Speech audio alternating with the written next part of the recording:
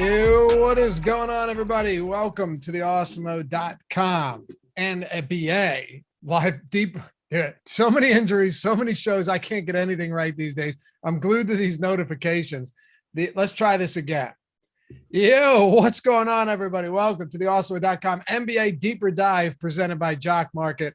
I'm Dave Loughran at Lofty_D, along with Adam Scherer at Ship My Money DFS.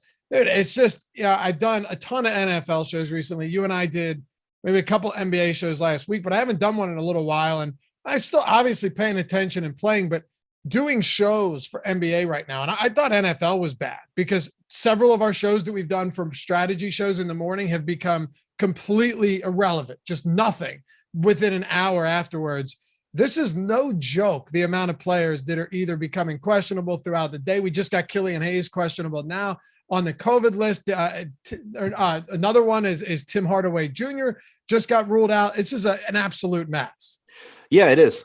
So I do think that it's really, I think there's a bigger edge in playing NBA DFS right now than there normally is when you have limited news, just because there is a lot more volatility. It allows you to, kind of take advantage of concentrated ownership a little bit more. It can be hard to win in DFS at times because projections are so good. It's such a projectable sport. Here, with all the stuff going on in a lot of cases, everyone's projections are kind of just educated guesses, and there's a little bit more, wiggle room than there normally is. So I think it's been kind of fun to play. It's been absolutely brutal to do content for.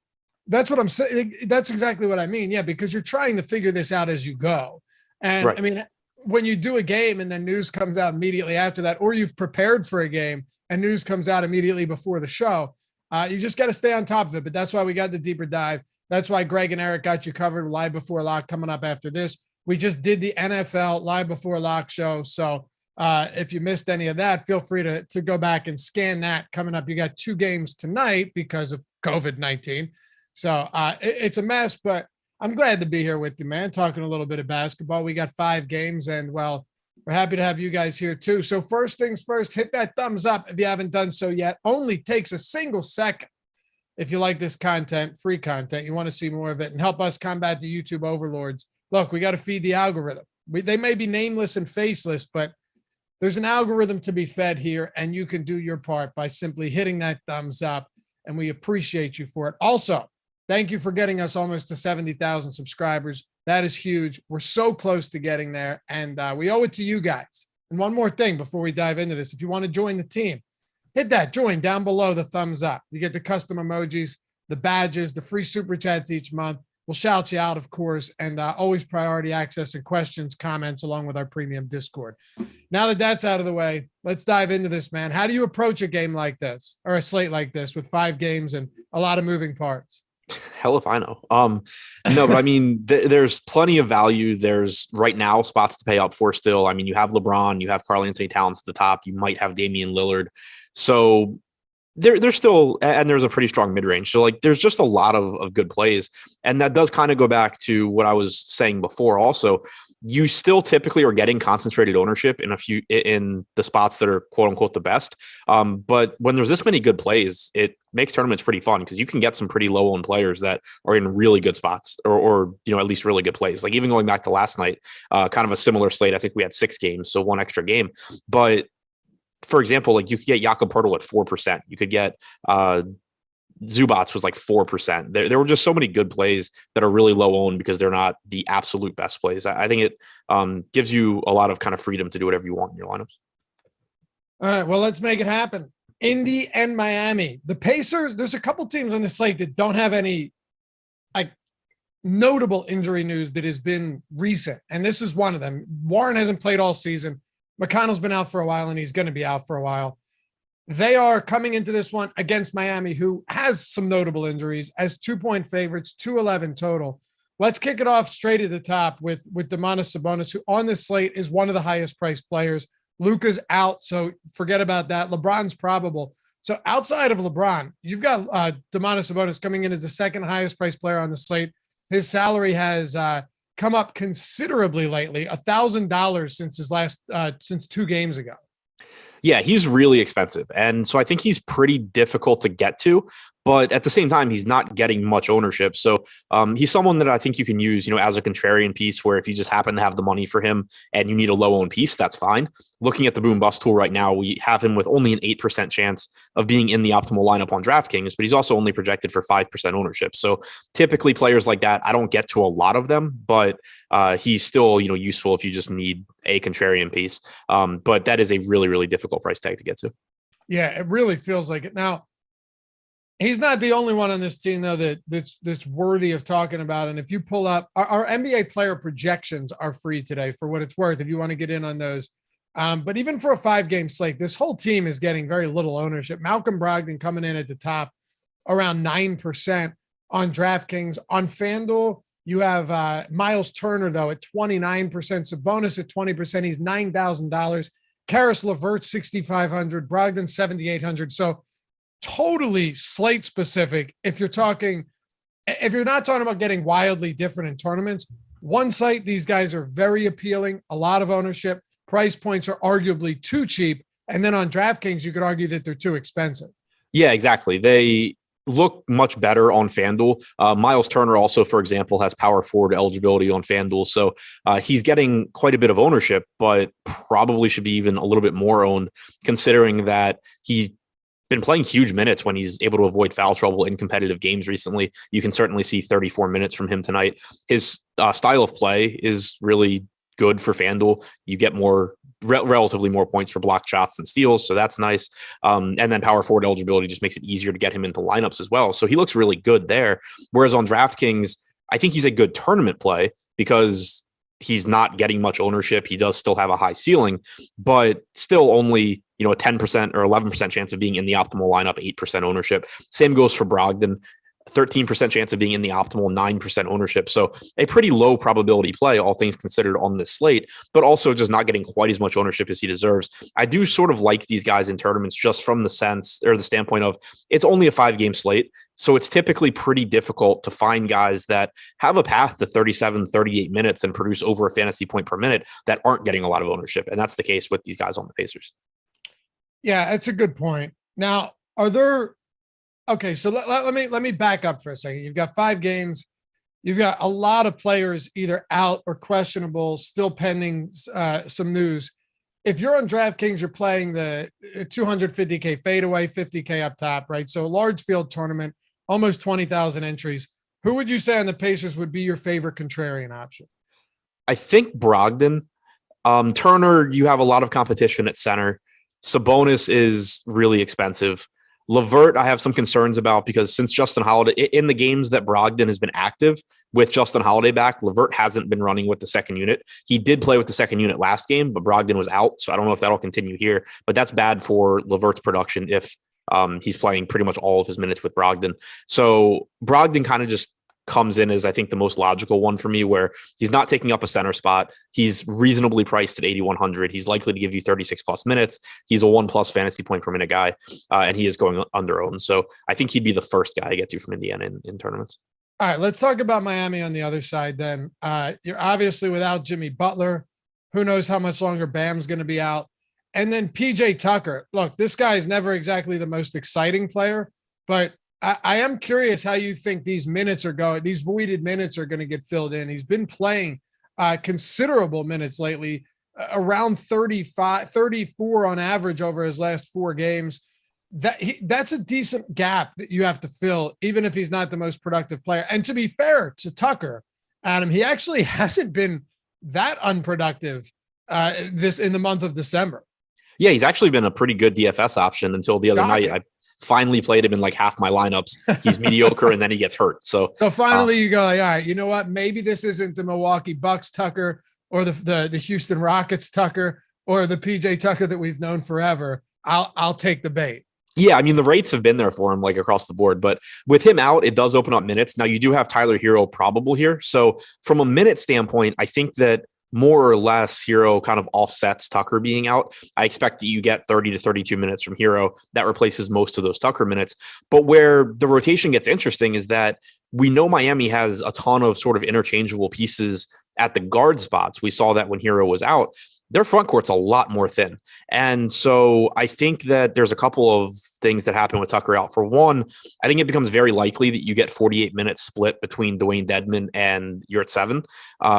My expectation is that Dedmon, if he's able to avoid foul trouble or injury or anything like that, probably plays 28 plus, and then you get the rest going to Yurtseven. But even if Yurtseven at 3,500 on DraftKings plays like 18 to 20 minutes, he looks like a pretty good value. He's over a point per minute guy. And then if Dedmon gets in any sort of foul trouble or the second unit gets hot or anything like that, Yurtseven can pretty easily become like a necessary play in tournaments. So I do like him. I like Dedmon as well. And then I think you see KZ Okpala in the starting lineup. That's my guess, is that he replaces Tucker. You have this big front court in Indiana where, Sabonis is starting alongside Turner. Okpala has like a 7'2" wingspan. Max Strus has been getting, some run in smaller lineups, has a 6'9" wingspan. I would expect that they try and have Okpala out there for, a decent chunk of minutes, just because of the size of Indiana's front court. So I think it's likely you get around 24 minutes from him. I think you probably still find some way to get 26 to 28 minutes from Strus. I think Robinson and Vincent both probably play around 32 minutes. Probably squeeze Marcus Garrett a little bit. I don't even know if he'll be in the rotation. If he is, he probably doesn't play that much because, Hero's back. They don't need guards anymore. But I think it makes the front court minutes look really interesting here. Okpala is still not particularly interesting from a DFS standpoint. He's like a 0.65 fantasy point per minute guy, but I do expect him to play quite a bit more tonight than he has in any recent game. Hey, thanks for the super chat, Mike. Mind Power. Yeah, I know you, man. Merry Christmas, gentlemen. Appreciate all the hard work you've done for the years. Appreciate you hanging out with us every day, dude. And thanks for that super chat. Merry Christmas to you as well. And Jordan's been throwing up the injury report on the screen. There's a lot of players that are out. Jordan, one recommendation up top, instead of all of those being white, since we're color coding all of the players for their team names, we should have the out in red, the probable in green, something like that, just to make it a little more easy to identify. But throwing that up on the screen so you guys can see. I mean, there are a lot of inactive players already today. We'll be throwing that up as we go along. I think Miami is one, though, Adam, where Jimmy Butler's been out for almost over 2 weeks now. So have you seen, just based that Bam has been out for a while and Butler's been out for a while, on all of the sites, even we focus a lot on DraftKings just for the sake of time, but across the board, have most of the prices on these guys adjusted so far for that? Are we still getting some value here with the top 2 fantasy point per minute guys off the floor? Yeah, they've adjusted for the most part. Lowry's a lot cheaper on FanDuel than he is on DraftKings, so he for sure looks better there. But you've gotten, like Gabe Vincent up into the upper 5K range. Max Strus is up around, I think, like 4,800 on DraftKings. He's 5,700 on FanDuel. So it makes those guys where if they exceed their salary, it's not the most surprising thing in the world since they are still shorthanded, but it makes them not really stand out. That's the other reason I really like the center position here, because not only do I think that Tucker being out helps to solidify that you're getting 48 minutes there, but their salaries haven't really risen that much compared to the other spots. Dwayne Dedmon's a fantasy point per minute guy that has a path to play 30 plus if he's able to avoid foul trouble and he plays well at only 5,300. Yurtseven's a fantasy point per minute guy that has a path to play mid 20s if Dedmon gets in foul trouble or doesn't play well, and he's only 3,500. So I think that's like the most exploitable spot right now. Anything else you want to hit on for the Heat? No, that's it. By the way, did you get in the queue today for those packs? No. What time's the other one? Not the legendary one? It's done. Yeah, no, I missed it. I missed them too. I got in it, but I didn't get anything. Ben did. Ben pulled a Jokic rare. Oh, nice. Not bad. Yeah. I don't know what anything's worth at this point. I have no idea. Yeah, no, I was going to go. I told you I was going to go for the legendaries, and then I saw the moments, and I was just like, I want one of these.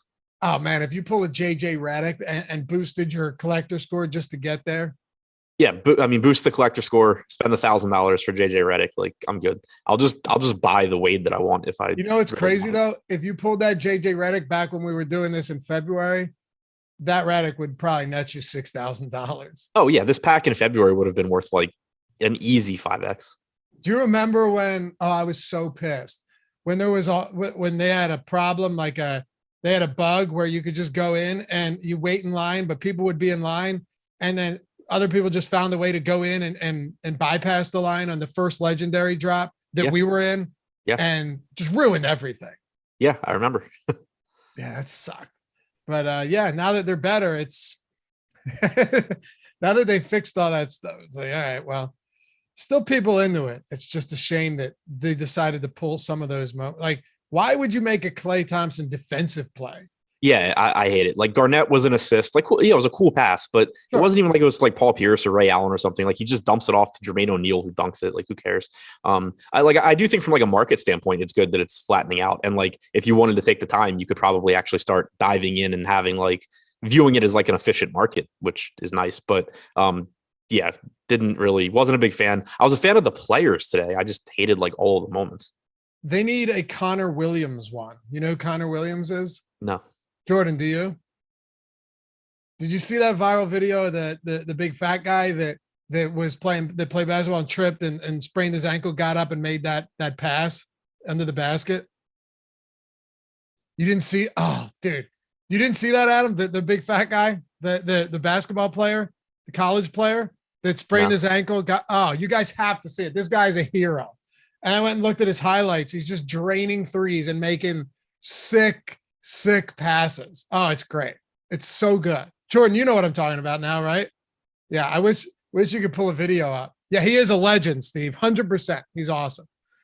I guess it's wrong to call somebody a big fat guy, but in basketball terms, he is. And he's 7 foot, like 380, Adam. And he's just draining threes from the top of the key. All right, back to it. But they need to mint something of Connor Williams. I'll pay money for that. Let's talk about Detroit. The Pistons are 7.5 point dogs, 208 total. So low scoring projected game.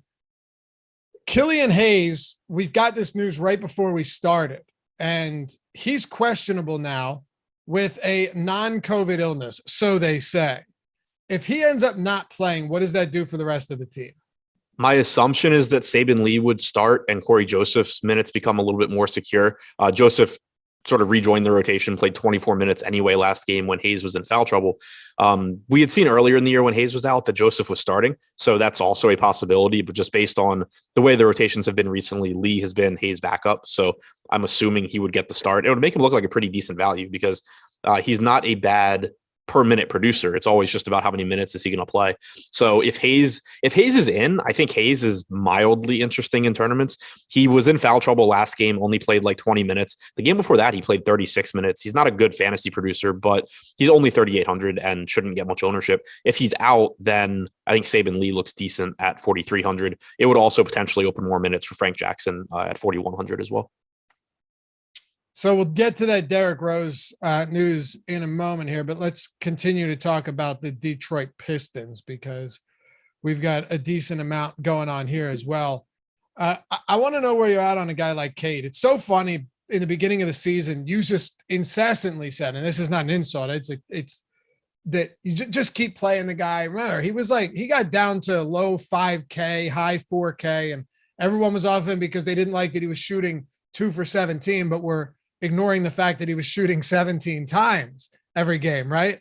And now he's just been an absolute stud from a DFS standpoint. Of course, his salary has come up, and that makes the decision a little bit more difficult. But on FanDuel, he's still getting pretty decent ownership once again, and he's still in the double digits at $8,600 on DraftKings. So where do we go with Cade? He always feels to me like one of those guys on a shorter slate where if he's only getting 10%, if he comes out here and rips off 60, he's gone 50 plus in 3 of his last 6 games. If he comes out here and rips off 55 or 60 at 10%, which is pretty low on an abbreviated slate, that could be decent for you. So is it relatively easy to get him into lineups today, or are you coming in around that ownership? I think it's pretty tough on DraftKings. On FanDuel, it should be a little bit easier where he's $900 less expensive. The ceiling is certainly there. Without Jeremy Grant on the floor this year, he has a 27% usage rate. He has a 32% assist percentage. You're likely to see 34 to 36 minutes from Cunningham. The issue, though, is just that the ownership is there. I mean, 8,600, I think, is a pretty healthy price tag for the production that you typically get from Cunningham. So when you look at a salary like that, you're aware that he can still beat that salary. Like you said, if he goes for 50 plus fantasy points here, it doesn't matter that he's 8,600. You're happy that, he got those fantasy points, but he's projected for 10 to 11% ownership. Right now, he has about a 7% chance of being in the optimal lineup on DraftKings, or an 8% chance of being in the optimal lineup. So it actually looks like he's coming in a little bit over-owned. I agree with that too. If the ownership were to come down, by lock, if he's getting 5% ownership, then I think he starts to become kind of interesting as a pay up to be contrarian option. But, right now, I would just rather, especially on a slate that has as much value as this one, I don't think it's going to be that difficult to find the extra money to get to somebody like Damian Lillard if he's in, to get to a Karl-Anthony Towns at center. You also have, we haven't talked about the Knicks side of this game yet, but, you also have a bunch of guards there that are less expensive than Cunningham. There's a lot of different ways you can go on the slate that just make it really, really difficult, I think, for Cunningham to end up being one of the best plays. And I think that the ownership is there to the point where the reward probably not really worth the risk to me, the way things look right now. Are you doing anything else with Detroit right now? Mildly interested in Isaiah Stewart. He's been productive without Jeremy Grant on the floor, but you've also seen pretty healthy playing time. He played 30 minutes last game. He had a game recently where he played like 36 minutes when he was able to avoid foul trouble as well. This is a Knicks front court where you're going to get 48 minutes, you would assume, from Noel and Robinson. So I think it's likely you get around 30 minutes from Stewart, but the center position is pretty loaded today too. So if we assume Killian Hayes is in, there's not much that stands out to me. Cunningham has a high ceiling, but I think the ownership's there. Stewart looks fine, but it's difficult to prioritize him at the position. Sadiq Bey, Killian Hayes, if he's in, like they're fine, but just nothing that stands out. Okay. All right. Well, we got 3 games to go. It's probably a good time to say hello to our sponsor, Jock Market, where they've turned fantasy sports into a stock exchange. Can make money down to the hour, down to the minute, down to every second over at Jock Market, where you can download in the App Store or the Google Play Store. You're buying and selling shares of players in real time for real money, like day trading, except from a fantasy standpoint. You can do it before the games, during the games, whenever you want. There's also a pregame IPO period where you can pick up shares of your favorite players. And in typical Awesemo fashion, we have created a tool, the free Jock Market IPO projections, to help you beat the market. So take advantage of that. It's free every single day of the week. You have football, basketball, NHL, hockey, one might call it, when they return, PGA, all of that stuff. You can buy players, sell them, hold them during the game, however you want to do it, based on your own analysis, based on the shows you watch here, based on the free tools that we have over at Awesemo. Take advantage of all of that. Win some money over at Jock Market and use the promo code Awesemo when you sign up to get up to $50 when you sign up and deposit for the first time. Now, all of that is cool, but if you haven't done so yet, maybe you're new to the channel, maybe you just haven't got around to it. It's JOCKMKT, by the way. Outside of the promo code, you have a first market guarantee where Jock Market refunds any losses in your first NFL or NBA market. You have NFL and you have NBA happening tonight on a Tuesday. It's an odd one, but one to take advantage of, up to $100. So you get the $50 bonus. You have the $100 first market guarantee if you don't win on your first NFL or NBA market. And you got the free IPO projections over at awesemo.com. No reason not to check it out. Jock Market, again, JOCKMKT. Download it in the App Store or the Google Play Store and check it out today. All right. Let's go Portland here. We need to go to the Knicks. Oh, my fault. Yeah, okay. The New York Knicks with Derrick Rose is out. He's officially out of this one. Jordan, if you want to add that up there because that news just broke. That was the big one, Adam. So now that Derrick Rose is out, how do we proceed? Yeah, so we pretty much got a blueprint last game against Boston. This is still a really, really shorthanded team. Kemba Walker started. He played 37 minutes. He is reasonably priced again today at 5,200 on DraftKings. Makes him look good. It was really good to see that he was able to play that many minutes. That was sort of the only concern I think that you could really have. And, it is a good matchup here against the Pistons. So he still looks really good. You got 42 minutes from Fournier. You got 41 minutes from Burks. There was a lot of conversation this morning about Alec Burks being like unbelievably overpriced on DraftKings. And I don't think he's wildly overpriced. I think he's like where he should be. He's averaged about 0.8 DraftKings points per minute as a starter this year. He's likely to play 40 minutes or so. As long as the ownership's reasonable on DraftKings, I don't mind getting there. On FanDuel, he stands out as an excellent option at 5,600.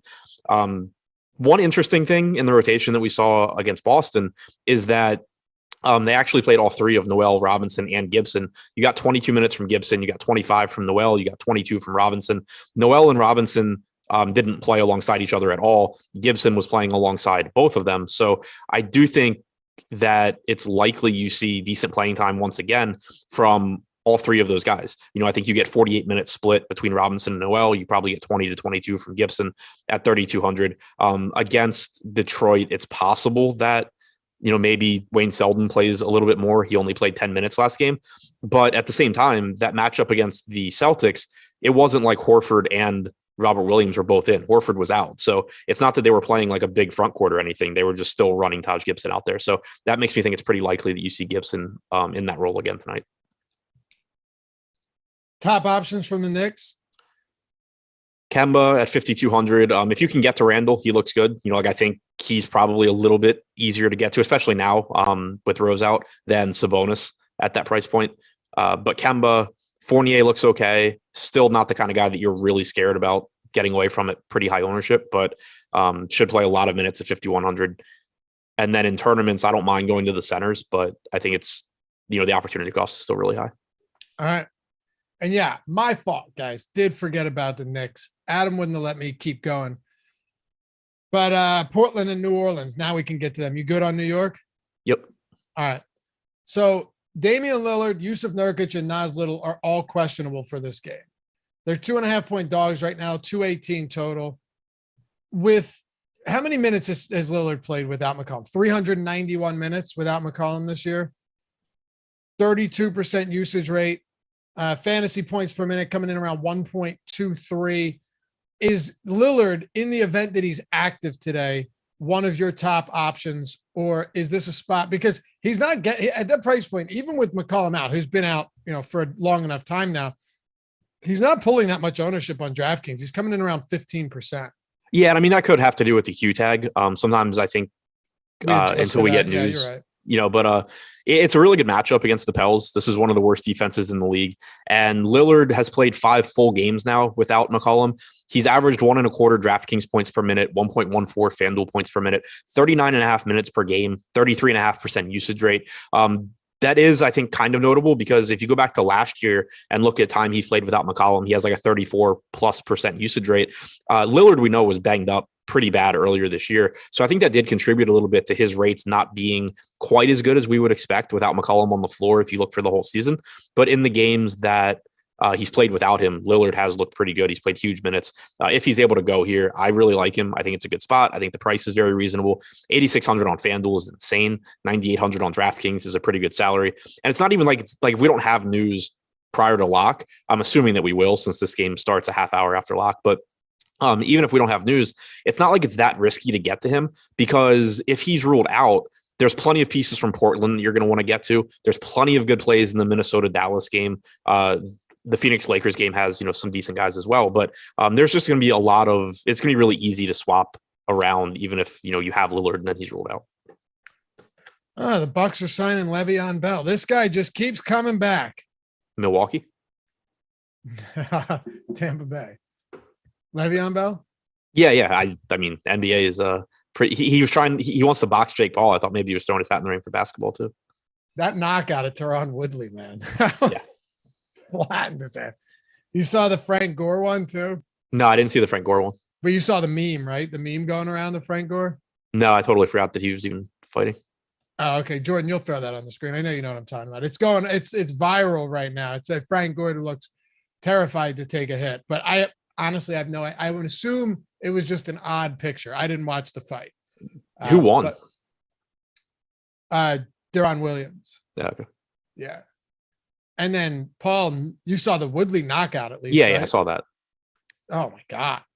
You got to wonder how much of that is him just taking it for the team, knowing, let him knock him out.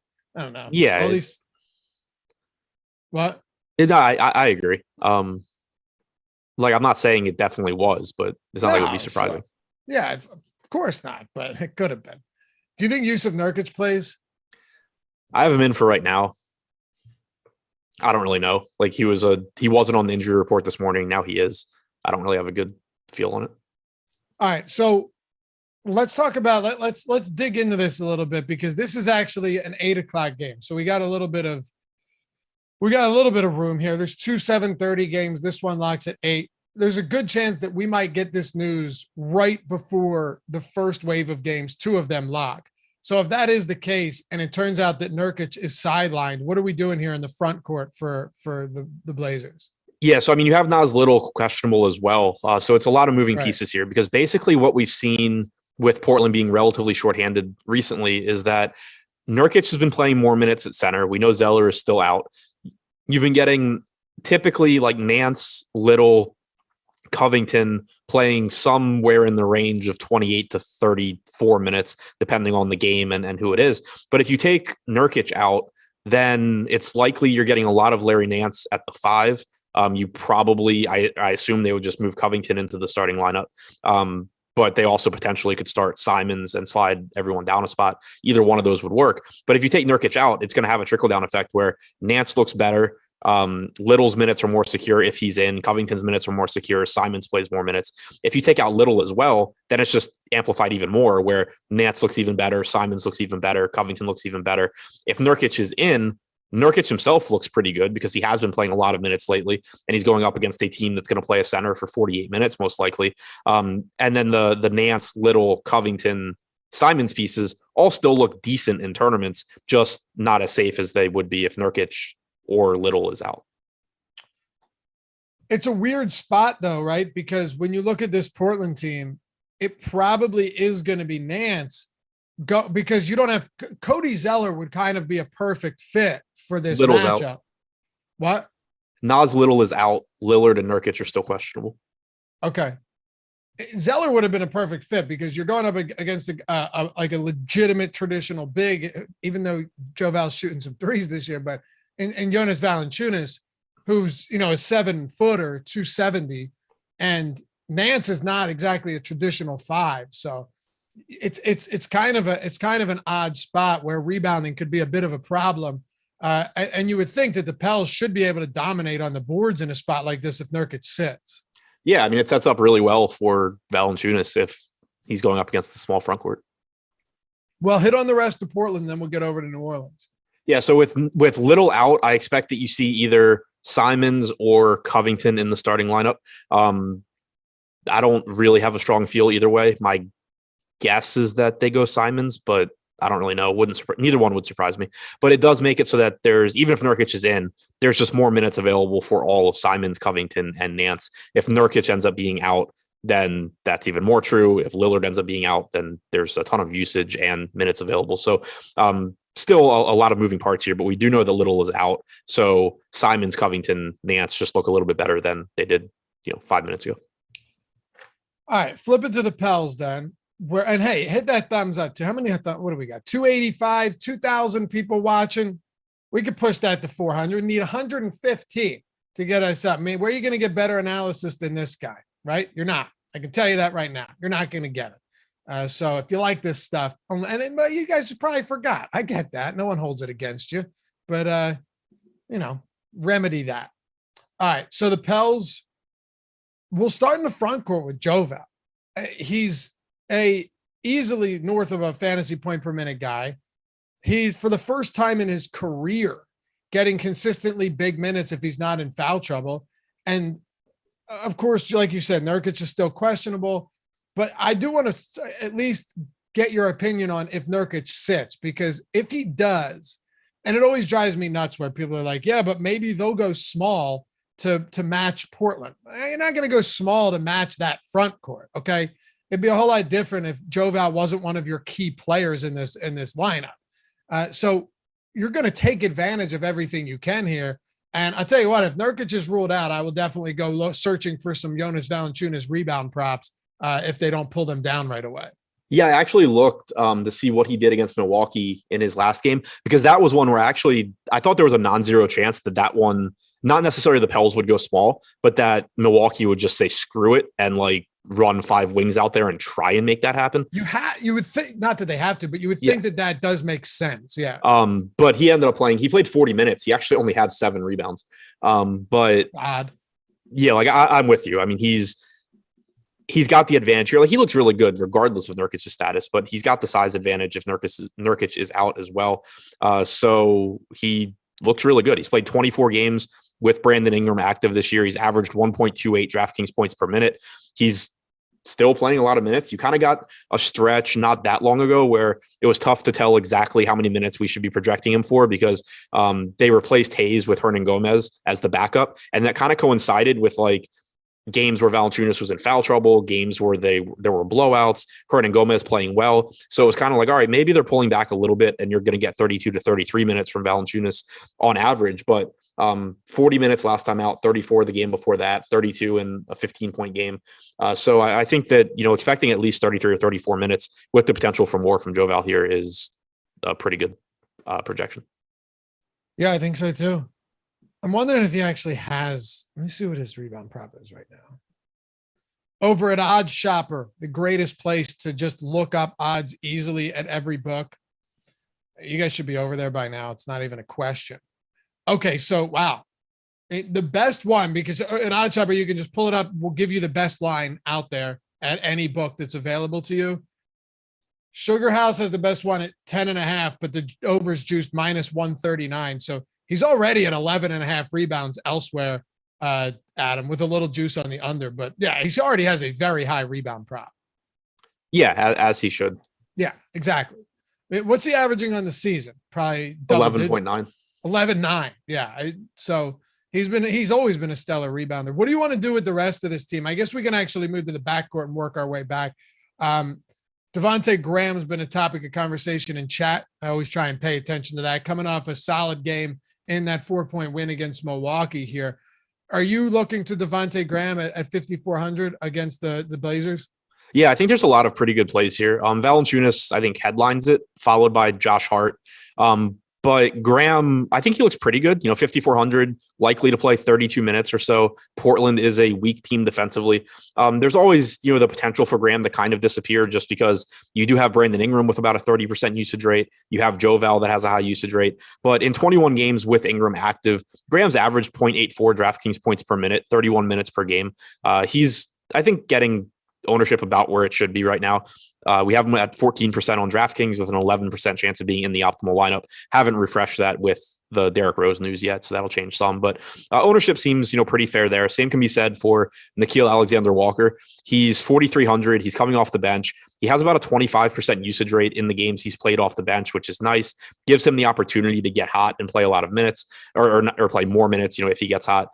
So that's always appealing when you get relatively cheap guys that can kind of shoot their way into more minutes. And then there's also a chance, you could get a Blazers closing lineup that has, Lillard and Simons alongside each other, which would make it really easy for Graham and Alexander Walker to both be out there. So don't mind that spot in tournaments. Kind of mentioned Josh Hart before. He's getting the most ownership from this team on DraftKings, but he's only 5,700. He's averaged about 0.91 fantasy points per minute. He's likely to play 34, 35 plus minutes here in a good spot. So he looks really good. And then from a tournament perspective, I obviously have to mention Billy Hernan Gomez because it's just, I end up doing it every show now. He's projected for 4% ownership. He has an 8% chance of being in the optimal lineup. On average, he's going to play like 13 to 15 minutes. He's not going to be that useful, and you're not going to be that happy that you played him. If he's only going to be 4% owned, give or take, Joval gets in foul trouble enough, or this game blows out often enough, or whatever. Something happens where Hernan Gomez gets to like 18 to 20 minutes at 3,700 and virtually no ownership often enough that I think playing him makes some sense just to try and vault yourself to the top of tournaments. Anything else you want to get to for the Pels? No, just a really appealing team. Is this your favorite game? No. The next one? Yep. So Minnesota, Dallas. Coming up here, 1.5 point favorites in Dallas, dogs, 215 total. We'll get to all the injury news for Dallas in a second, but the Minnesota Timberwolves have not escaped this unscathed either. You're down Anthony Edwards still. You're down Vanderbilt. You're down Patrick Beverley. So those are three guys that were getting decent enough minutes, some of them a lot of minutes in Edwards, that are going to be sidelined for this one. If you pull up our ownership, and when was our last update? I just wanted to, let me see do we have a recent update? Just want to check here. 10 minutes ago. Okay, 10 minutes ago. So our most recent update was 10 minutes ago. Shouldn't change a ton with Minnesota, but you have Noel at 37.5%, Naz Reid at 30%, Towns at 27%, D'Angelo Russell at 23%. I mean, this team's pulling a lot of ownership today.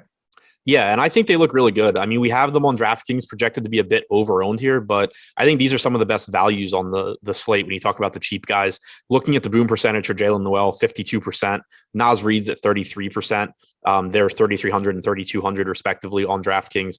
Jaden McDaniels, 3,400, nowhere near the point per minute producer that those guys are, but still has about a 15% boom percentage. He's got like a 6% chance of being in the optimal lineup. He's likely to pick up a nice chunk of minutes tonight. I'm assuming he will start in place of Vanderbilt. But Jalen Noel has been basically the first guard off the bench with Malik Beasley in the starting lineup. So I think it's likely he slides into the starting lineup in place of Beverly. That's not set in stone, but I'm expecting you get at least upper 20s in minutes from him. He's not a bad fantasy producer, so he looks like a really good value. Naz Reid played a bunch of minutes alongside Towns last game, which I think is a good sign. I expect it to happen again tonight with Vanderbilt out. I think you get 20 to 22 minutes from Reid, assuming he comes off the bench. If they start him alongside Towns, then he plays even more, because that would just be a sign that they're just perfectly fine doing that. But assuming he comes off the bench, I think low 20s is a reasonable expectation. He's well over a fantasy point per minute guy. So the value looks really good. And then you look to the more expensive guys. Karl-Anthony Towns has been fantastic without Anthony Edwards on the floor this year. He's got about a 33% usage rate. He's averaged over 1.5 fantasy points per minute. If you just look at the 2 games that Edwards has been out, Towns still has just shy of a 32% usage rate, which is nice. But one thing that I'm not really sure people are going to pay much attention to is Jared Vanderbilt is the leading rebounder on this team. Karl-Anthony Towns has an 11.9% rebounding percentage with Jared Vanderbilt on the floor this season. It's 15.9% when you take Vanderbilt off. So even though like you still expect his rebounding numbers probably to be down from where he's been in the past, just based on, what we've seen even with Vanderbilt off the floor this year, he should rebound at an above average rate compared to his season numbers this year without Vanderbilt out there. So that makes Towns look better as well. He has a 25.5% assist percentage without Edwards. He's likely to give you 35 or 36 minutes at least. I mean, this is a shorthanded team. You could see even more than that. He's going up against a Dallas team that doesn't have much of an answer at center. Towns is absolutely one of my favorite plays tonight. D'Angelo Russell still looks good. He's got a usage rate in the upper 20s. He's got a 38.8% assist percentage without Edwards on the floor. He's likely to play a bunch of minutes at a reasonable price tag. And then Beasley, I would say, is like, in terms of salary and chances of success and, just raw points, I have him behind Noel, Reid, Towns, Russell, but he's still a pretty good play at 4,800. The minutes should be there. He should have a mid-20s usage rate. So even he looks like a pretty solid option. You want to hedge a little bit too. We got the parlay builder at Odd Shopper. This thing is an insane amount of fun. Look, we do a GPP oriented show, right? Most of our shows are tournament oriented. It's pretty easy to find the good cash game plays and build a cash game lineup. But talking about contrarian options and all of that stuff and building tournament lineups and game theory is what a lot of you guys come here for, which is why we put together the parlay builder. And you've got stuff like the 10X parlays, the prop party, where you got 200 to 1 odds on this one. Just figured I'd throw it out there because Karl-Anthony Towns, we got under 26.5 points in here, along with Cade Cunningham assists, Tyler Hero points over, LeBron James under 6.5 assists, and a little Miles Sanders over 57.5 rushing yards. So you get in on both sports today on that action. I already got a prop party parlay in from earlier today. It's a little bit different than it was before, but still, I'll take the 200 to 1 odds there. Solid expected win rate for a prop of that size. Check that out too. It's totally free. You guys will love building props that way. It's super easy, not time consuming. And we're using the same projections we use at Awesemo with expected win rate, expected ROI, all of that fun stuff. You'll love it, especially if you're tournament players in DFS. Anything else you want to talk about with the Timberwolves?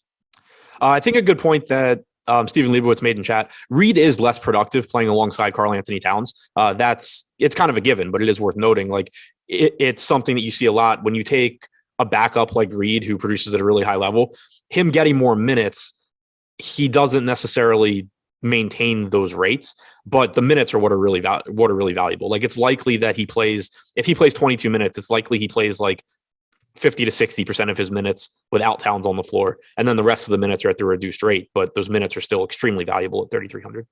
Jordan, you timed out Igor. Huge violation. I know. I know.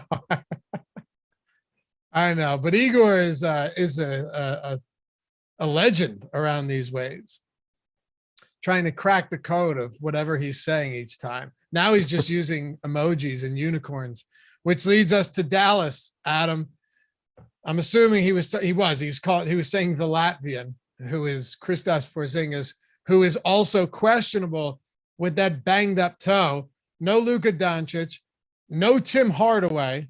So those are two big spots out of the gate. No Maxi Kleber, no Reggie Bullock, no Willie Cauley-Stein, no Josh Green.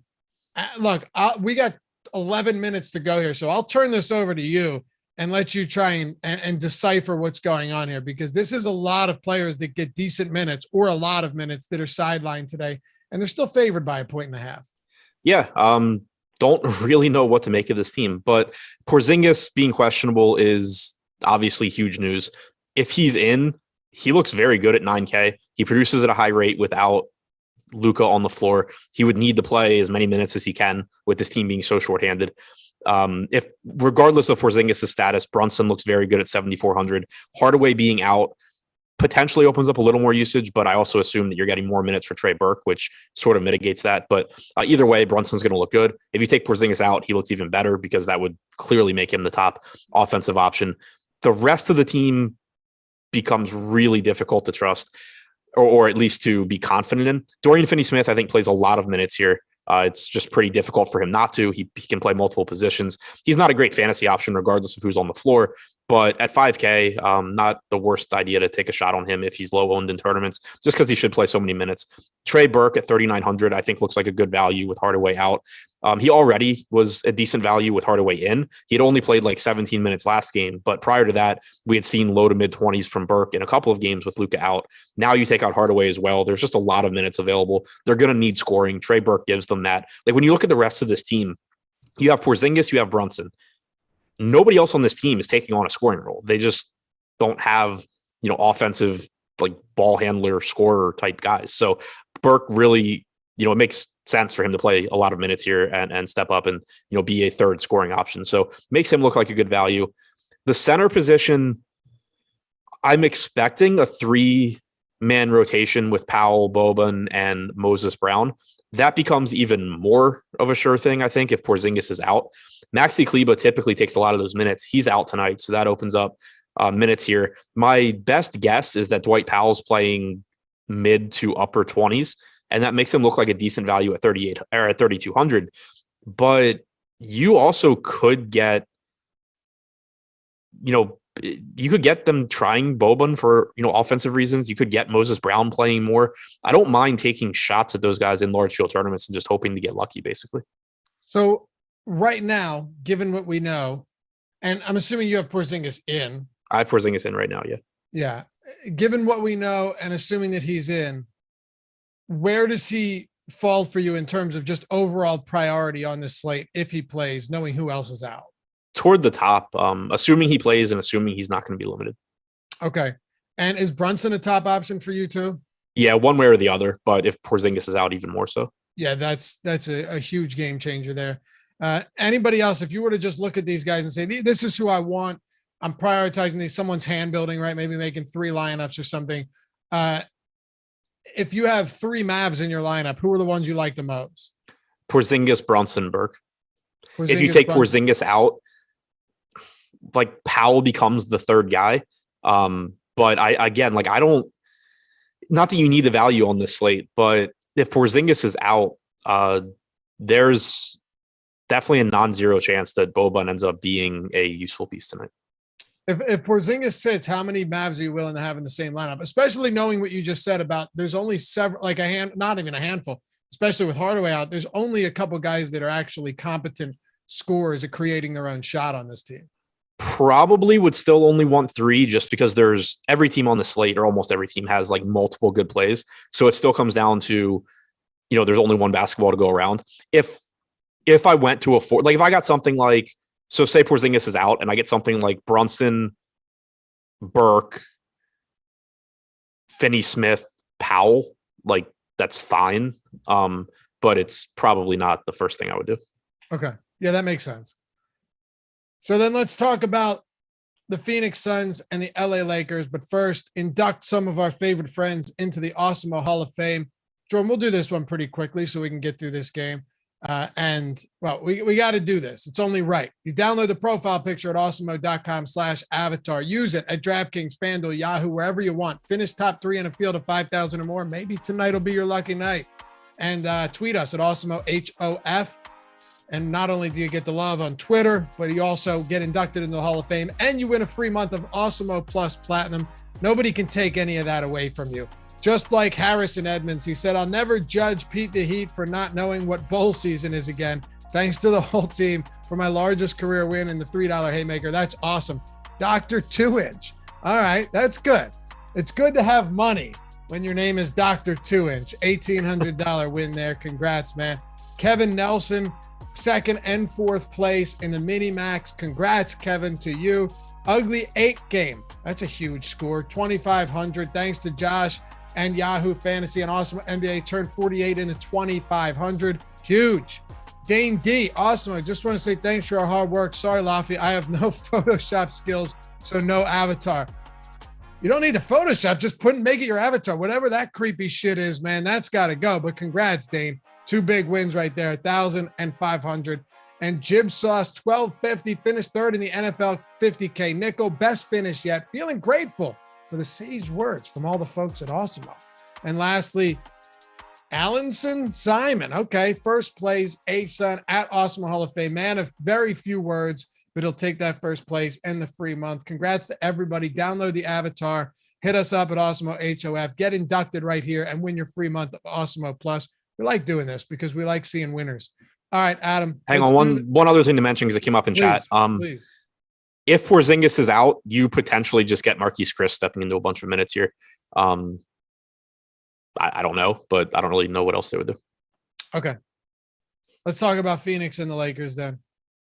Jordan, hit that sidebar, baby. We got it. All right. Phoenix Suns. You know what's crazy? Has this team, outside of Kaminsky and like Abdel Nader, they've been healthy. I know Booker was out for a few games, but for the most part, the Phoenix Suns have been unusually healthy. Yeah, they have. Yeah, I mean, like Booker was out for a bit, Ayton was out for a bit, but especially in the context of this season, they have really dodged it so far.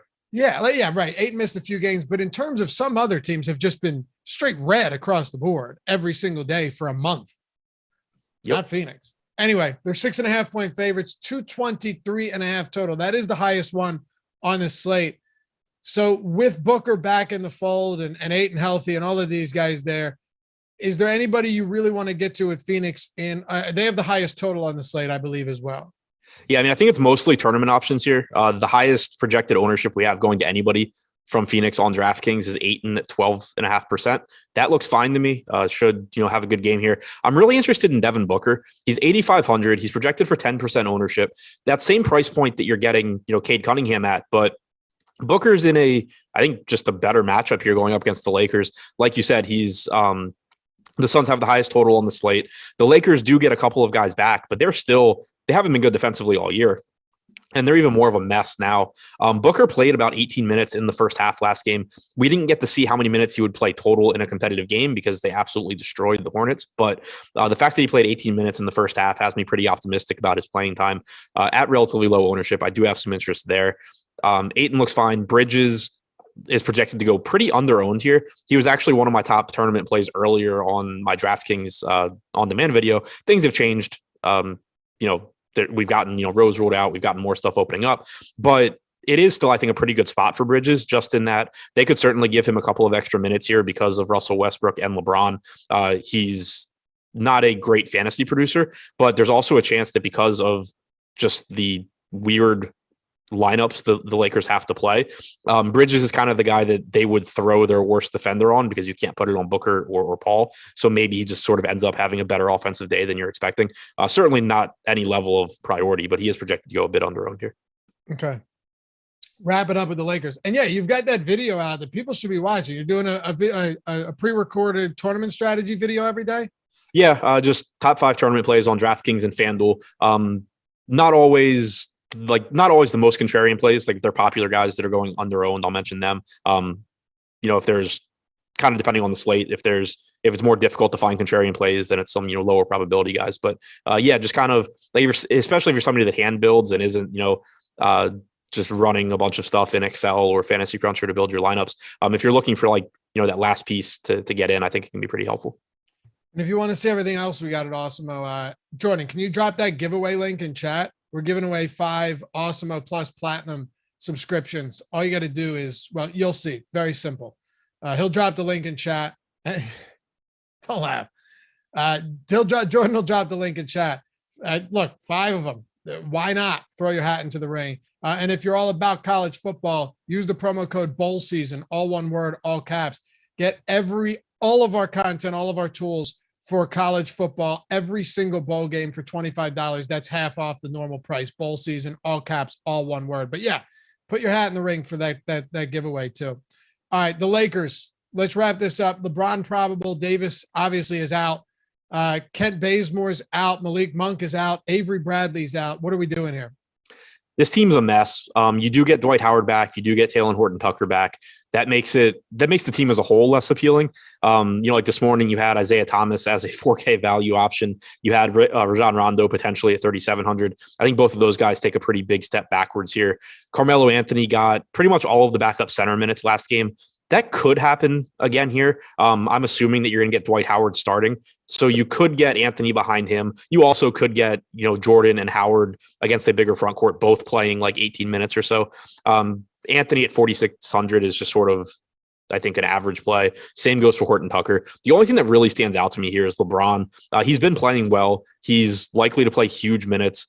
He's got a 33.2% usage rate in 4 games without Anthony Davis this year, with Westbrook active, 34.5% assist percentage in those games as well. Just makes him look like a pretty solid option. Westbrook's not getting much ownership, but he's still, even with Davis out, you see him take a backseat to LeBron pretty frequently. So LeBron's really like the only thing that stands out to me from the Lakers. That's it, huh? All right. Killian Hayes is out.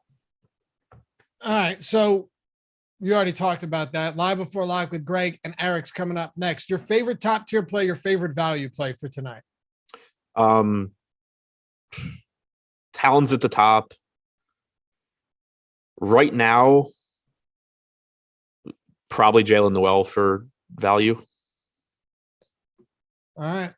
Follow Adam at Ship My Money, DFS, me at Laffy_D. Don't go anywhere. Live Before Lock coming up. Thanks for all the birthday wishes. Not my birthday, but we'll take them anyway. And welcome to everybody who's joined on the channel. I saw a few of you. I just wasn't able to get there, but we appreciate you. And 55 likes away from 500. Maybe during that intermission, you close out a chat on your mobile cellular device. You click thumbs up and you pop back into chat, or maybe you forgot. Whatever it is. Good luck today, guys. Football, basketball, whatever it is. We will catch you back here tomorrow on the Deeper Dive. Peace.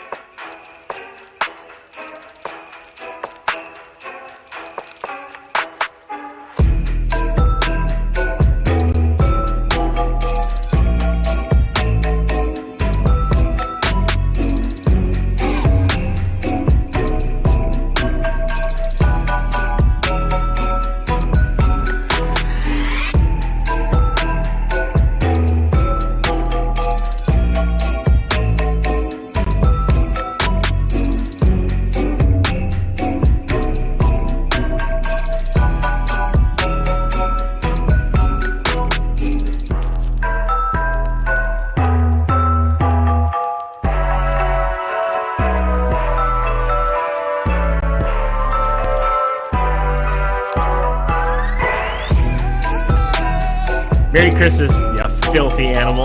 Thinks he's Thanos. Does. What did it cost? You're gone. Everything.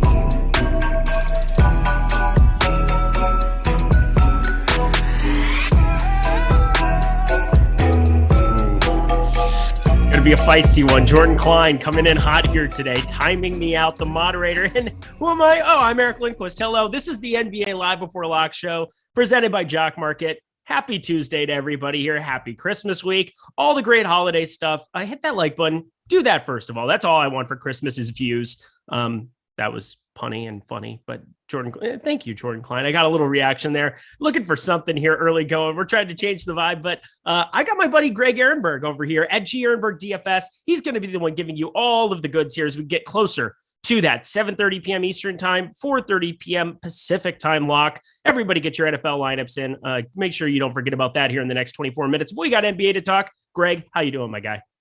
Yeah, good. And we've got another interesting NBA slate, as is usual this time of year. And this isn't even COVID situations, but we got a lot of guys that are on the injury report listed as questionable heading into today's slate. Damian Lillard, Kristaps Porzingis, Jusuf Nurkic. Those are the key names that we're still waiting on news for, but definitely guys that are going to create a potential whole bunch of value if they're out.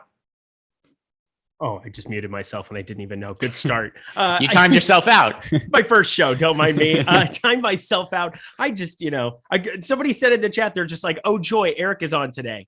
I can never know when it's sarcastic or not. I have no idea. When you start, oh, joy, Eric is on today. I'm going to assume that he's meant it sarcastically, but either way, I'm going to take it positively. Oh, joy, Eric is on today. No?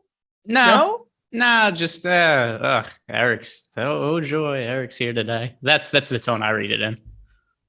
All right, so getting to the slate, Greg, what is the piece of news that you are finding the most important here that you're waiting on? You alluded to a bunch of things here on the onset here. We're going to need the Detroit starting lineup. We're going to need the Minnesota starting lineup. We're going to be here for half an hour after the show to break down everything leading into that New Orleans game, leading into that 8 p.m. Eastern time window. What are you waiting for specifically, though, that's going to shape your lineups the most?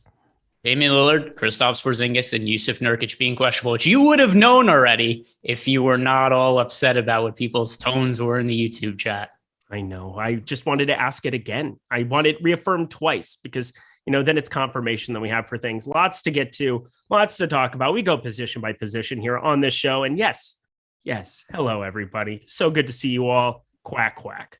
Let's ride. Kemba Walker, Evan Fournier. This entire Knicks situation has jumped to the top of the guard position here, but 51 and 62% rostership. I know Kemba Walker went completely nuts here in his 37 minutes. I understand that they're depleted. Everybody's depleted here right now, but that is a lot of ownership to be looking at here at the guard position on the top end. What are you doing with those two specifically, considering 50+% is just gigantic? Yeah, so I'm still getting to a bunch of Evan Fournier and Kemba Walker. By the way, everybody who's telling me that Evan Fournier sucks? Last game, nobody wants to play Evan Fournier. Everybody tells me he's the worst player in the world. David Duke Jr. has been him. David Duke, who shoots under 30% from the field, under 10% from the free throw line. He's great. Evan Fournier. Who are these people rostering Evan Fournier when I've heard nothing but people tell me that he's terrible when I wanted to roster him recently. So what's changed with everybody's opinion on Evan Fournier? I'm generally curious because he's been in the same position lately. He's been playing really well. Why all of a sudden now is everybody willing to roster him when they weren't last slate? Oh, because he performed, Greg.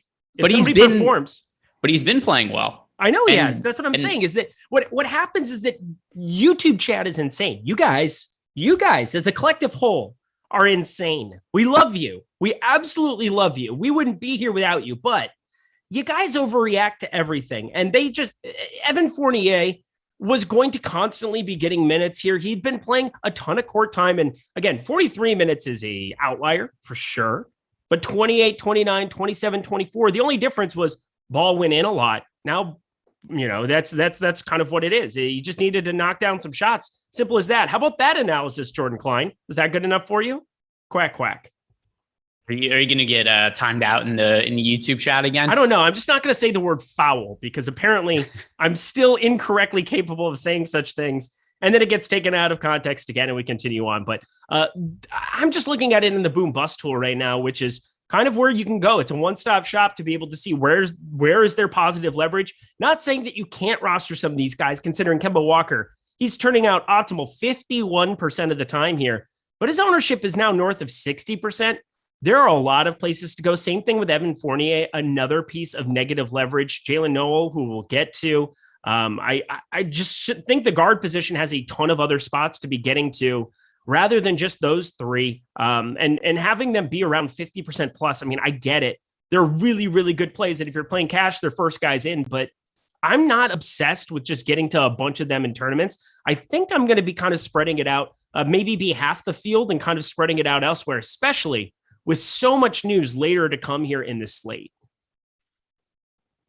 To an extent, Walker, I think, is more reasonably underweight to the field on to me. I mean, obviously, the ownership's so high on Evan Fournier. If somebody's underweight to the field on him, I wouldn't say that's crazy. But here's where I'm still getting to him a bunch.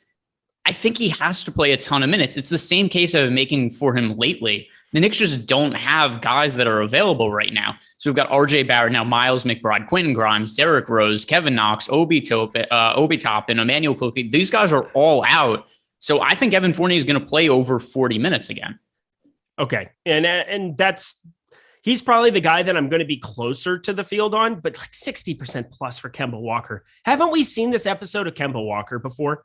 Yeah, he just went out and played electric in one game sample there, and he's going to project out well, but 5,200, God, I just have such a bias because I've been team Kemba Walker for as long as I can remember, but it's always been because he's been under-owned relative to his numbers and, obviously got on the right side of it last time out, but now we're just looking at everybody buying in immediately. It just makes it difficult for me to look at, but I will kind of see where it ends up in the wash here as we get more news. And there's lots of pieces of news to be coming in at the guard position that's going to change it up. But Jalen Noel, I feel, is going to be somebody that everybody's kind of relying on to make his first NBA start. I think the Fred Van Elite contest here for our friend Emac needs to become Jalen Noel simply because he's a Washington dude. I know that Emac is just obsessed with his Huskies. So not in the same way that I'm obsessed with Ducks. So don't get that wrong. But how do you feel about Jalen Noel here, assuming that he starts in this spot for Minnesota?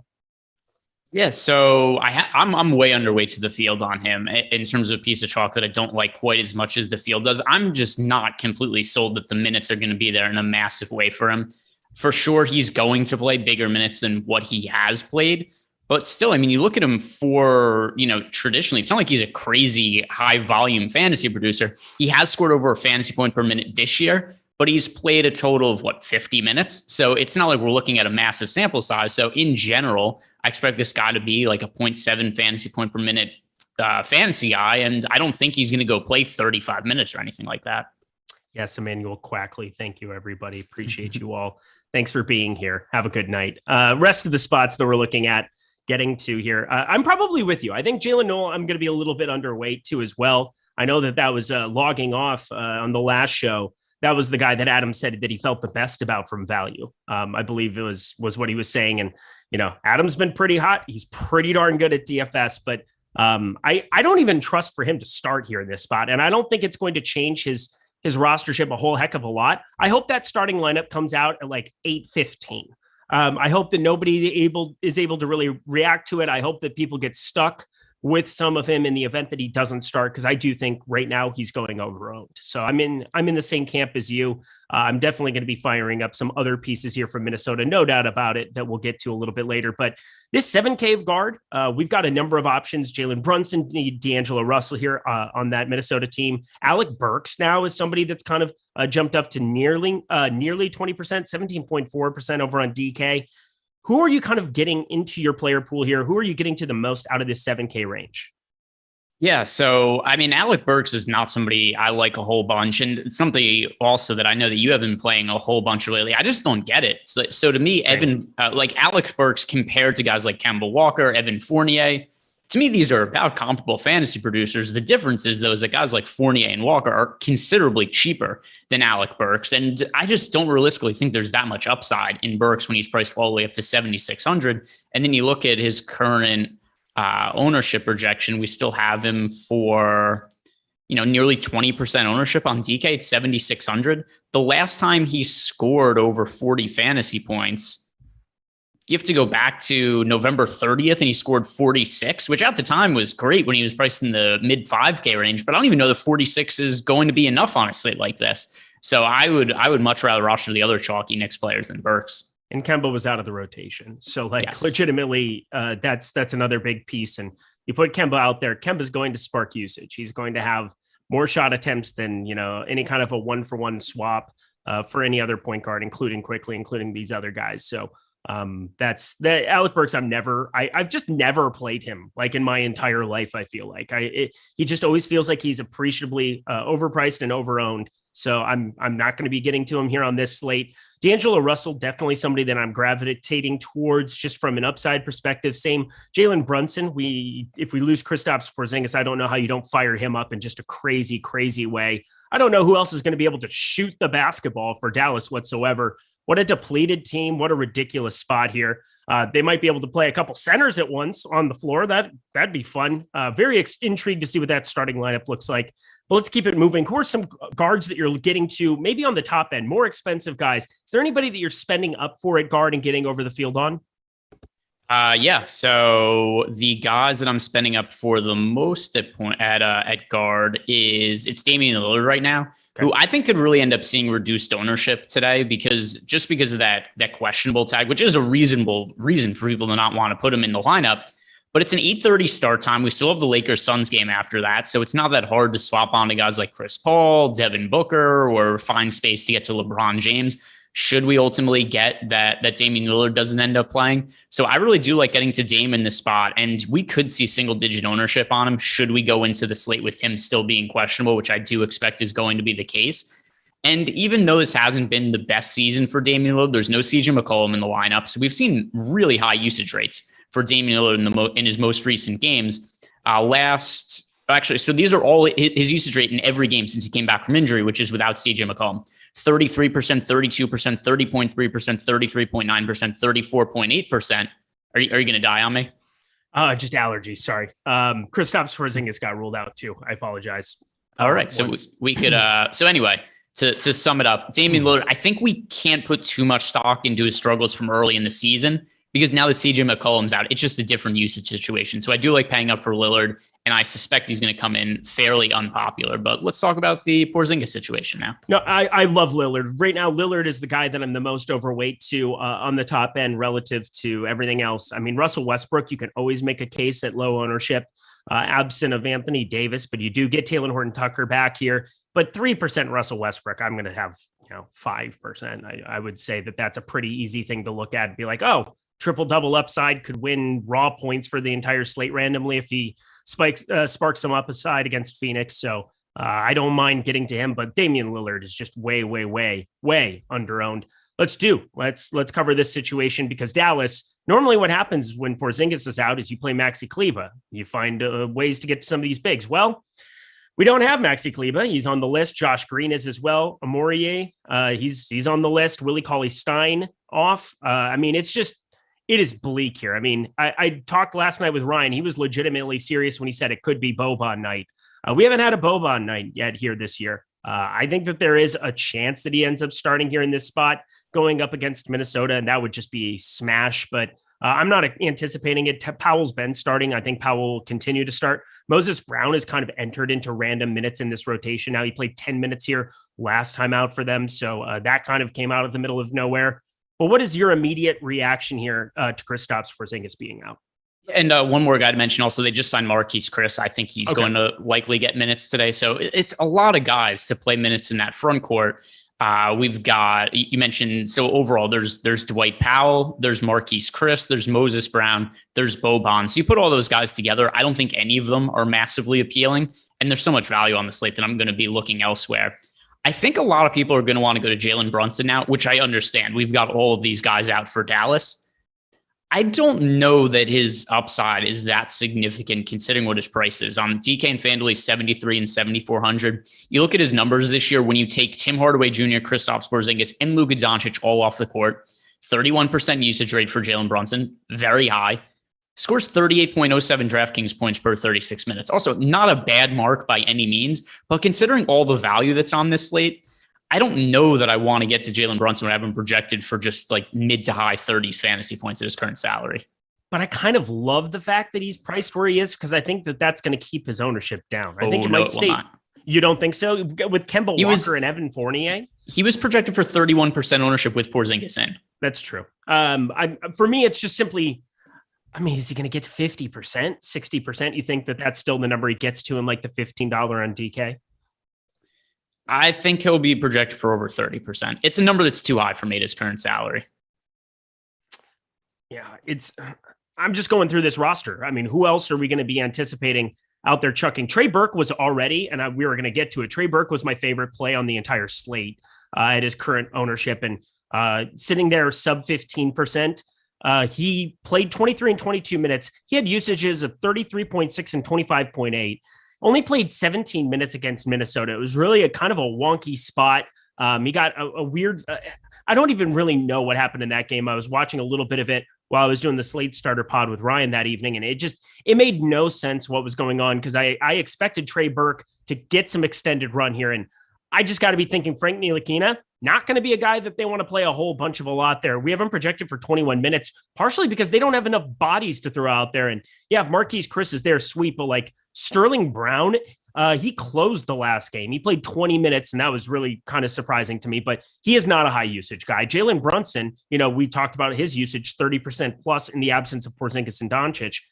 I just think Trey Burke is going to go out and play he has the upside of randomly like 30 minutes. And I know that sounds irrational because you look at his box score, nothing's close. I just don't know if they trust anybody else to go out there and play a lot. It is going to be Brunson. I think Burke could end up in that start. Like my assumption is that Sterling Brown starts, and then obviously DFS, you play somebody at the 4 like Marquise Chris, or you could go double center. You could go Brown and Powell. Brown with Oklahoma City played a number of 4 and 5 kind of spots there. Maybe they can make that work, but my assumption is that Trey Burke plays a lot. He's sub 15%, and he is a willing participant in the shooting department, a fantasy point per minute guy. He was my favorite guard play on this entire slate. And now I'm thinking if Jalen Brunson gets steamed up, maybe I'm going to have even more Trey Burke. Yeah, and then I think Theo Pinson should play a decent amount of minutes today as well. They just signed, and that's one thing that's really weird about the current state of players getting ruled out, is that we just get these guys who are signing with teams so late on these 10-day contracts, and you don't even know, like Theo Pinson isn't even in the player pool on DK today. And you don't know with some of these guys, is he going to be a part of the rotation?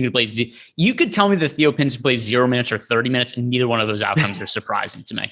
It's just insane. And again, that's why for me, I'm going to be leaning more on the side of the guys who have been there, that have been playing a lot of minutes. I think that they continue to get extended minutes. The problem with a guy like Trey Burke is you put him and Brunson on the floor together, and that's pretty undersized. But I'm looking at how it would set up elsewhere. Like I still think go in this spot against Minnesota with Malik Beasley out there. Jalen Knowles, not a huge dude by any means. D'Angelo Russell. I think that they could have a lot of those 2 guards on the floor at the same time. I don't think it'll be Burke replacing Brunson by any means. I definitely think they'll have to share the floor together unless they do want to just give these guys that are coming in, Pinson and Chris, a bunch of run. And I don't think that that's very likely. Not a bunch, but I think, even if you give these guys 15 minutes, those minutes are coming from somewhere. And also, it's not that I'm just going to be underweight to the field on Brunson. It's not like I'm getting to 0% of him or anything. It's just, I'm more likely to be in the 20% range than the 30 to 40% I expect him to ultimately come up at. All right. And yeah, I think Trey Burke is going to be the guy who doesn't get steamed up as much. I'm just going full bore with Trey Burke. I'm going to continue to. I think he was going to be a big stand for me. Will continue to be. I just pray to God he doesn't see some kind of a weird, wonky deal there, but feel more confident with less bodies there. Let's keep it moving here at the guard position. Anybody else that you're getting to maybe way less than the field on, other than the guys we've talked about already? Noel, I think you were shorter on. Brunson, shorter on. Anybody else that it's really hard for you to see yourself getting to near the field on? Let's see. The most recent run of ownership, and actually, I'm curious if we have a run of ownership since the Dallas Mavericks news came out 13 seconds ago. Good timing on the refresh. Look at that.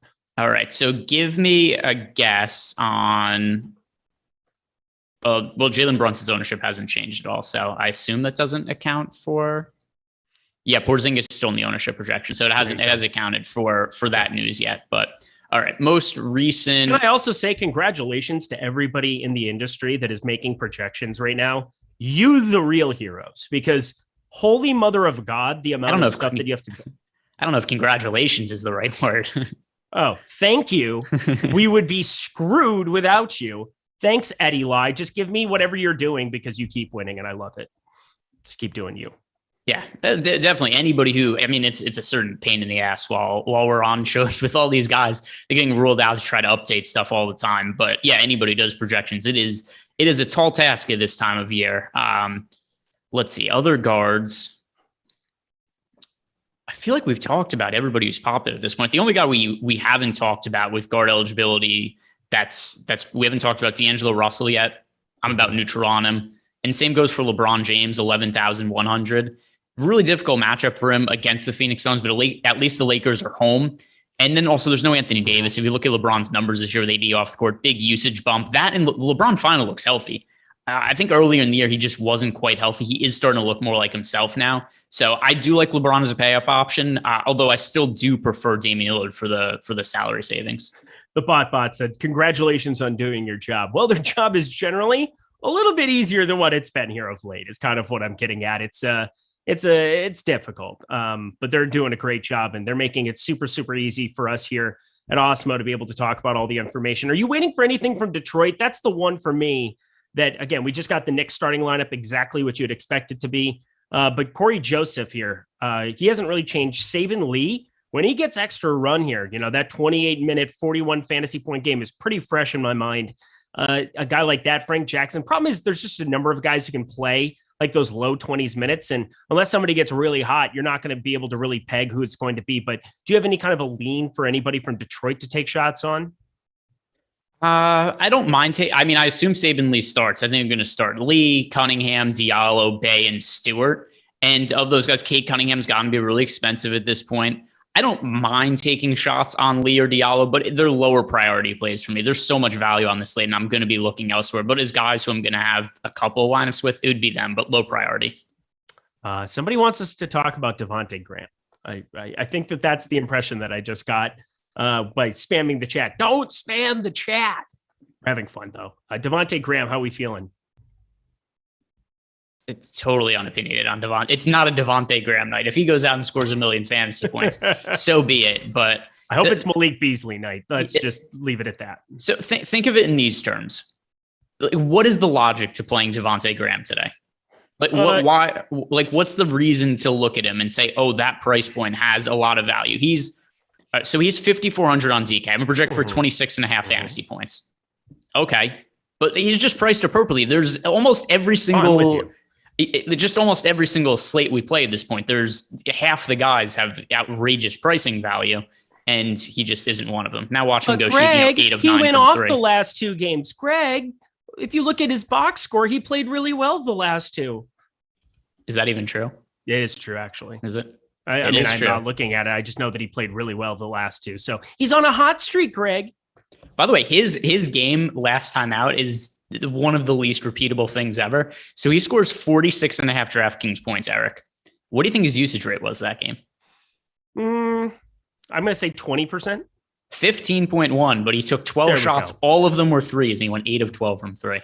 That seems pretty efficient. I'm going to expect negative regression. throwing it out there. But yes, Devontae Graham, if you want to take shots on in tournaments, I just prefer not to take my shots on guys in tournaments that are already getting some ownership. If, there are comparable plays elsewhere that are just exponentially better, that are even lower owned. And I think you can find that, or somebody for 600 less in Malik Beasley. That might be my favorite play, not named Trey Burke at the guard position. Last guy to kind of be discussing here. So Malik Beasley, he's a hot, cold guy for sure. If you watch those games, if you're a Minnesota fan like me, it's frustrating, but he started the last two, and that's changed his profile for me a lot. He's played 32 and 30 minutes, and unlike Devontae Graham, has not gone 8 for 12 from three. He's gone 3 for 13 and 4 for 12 from three here. Willing shooter, willing participant. I project him for 33 minutes right now. I think Awesemo, we have him for 31, but he's sub 5K. I think that with Noel, who is getting a ton of attention, and, obviously he's cheaper, and he's been the guy who's played better the last two. I'm just in love with getting to Malik Beasley, lower owned than D'Angelo Russell, going to be lower owned than Karl-Anthony Towns, lower owned than just about everybody else here from this Minnesota team. And Malik Beasley can definitely get you a bucket. So I love him as a tournament play. What do you think about him? Yeah, I think that definitely makes sense. I have Malik Beasley projected, decently well. I have him for right under 25 fantasy points at 4,800. But it's the upside to me really that makes sense here, because if you look at the games for Malik Beasley, he doesn't have that many average games relative to his salary. It's either, he's making everything and taking a lot of shots, or he isn't. And you look at his last 4 games, for instance, 12 fantasy points, 14, 33, 25. He's kind of all over the place, but he is certainly somebody who's not going to be afraid to shoot. And even last game, he didn't make his shots, didn't prevent him from shooting. Actually, the last 2 games, he goes 3 of 13 from 3 and 4 of 12 from 3. He's not going to stop shooting as long as some of those go in, and he makes them at somewhat of a little bit better of a percentage in the last game. The ceiling's pretty high. Love it. So I'm glad we're on board there together. A couple super chats to get caught up with. We're going to talk a little holiday bowl season, college football projections, and then we will get to the forward position. But we've got Ghetto Farmer Boy, Jordan Klein. Oh, no, that was from many moons ago there. My apologies. Just looking at these ones. Any interest? So the losers win again. Any interest in Omer Yurtseven instead of Noel? I have some Yurtseven in my life. He's a high fantasy point per minute guy, and he's super cheap. Problem is he's at center, and center has loaded. What do you think about him, Craig? I actually do like Yurtseven for this slate, and I have him projected for more fantasy points than Noel. So assuming that we're talking about somebody in the utility spot, because like you said, Yurtseven center option. So that's the only situation where I'd see we're comparing the two. I do have Yurtseven projected for more fantasy points. I don't know why I missed the opportunity to sing the first Noel during the holiday season. God, that was frustrating that I couldn't come up with that one on the fly. Whatever. Poster 5. Hey, do you see Hero and Levert having a 20 piece? No, hopefully not. You just scoring 20 points? I guess. I mean, it's a 20 piece. So that means 20 points, 20 real points. Yeah, somewhere around there. I mean, I don't think those are egregious. I both of them average right, like Hero averages right around 20 points, as does Levert when he's been healthy. So I don't think it's crazy. It doesn't mean I like them a lot as fantasy plays. That's what I'm getting at. Yeah. They could each go out and score 22 fantasy point, 22 real life points, and not be close to the optimal lineup. And then Canto Salvo, $1.99, just to say one of my favorite duos. You and me. Hey, look at that. Who'd have thunk it? Not you, not me. How about that? No, I mean, listen, if I could be doing the show with anybody, Eric would be top 15 or so. Like he's no Sean V. I know Sean V isn't hanging around, but Jordan doesn't like to be on camera. So that's not really an option. Josh doesn't like any of us anymore. So that's not really an option as much, but yeah, I mean, Eric's top 20. Steven Leibowitz, what are you saying? I don't even know what you're saying. I can't decipher that. I can't read fast enough. And I love chat. Everybody is saying I don't love chat. I give you guys the love and attention you deserve, but you need to give Matt Gajewski the love and attention he deserves.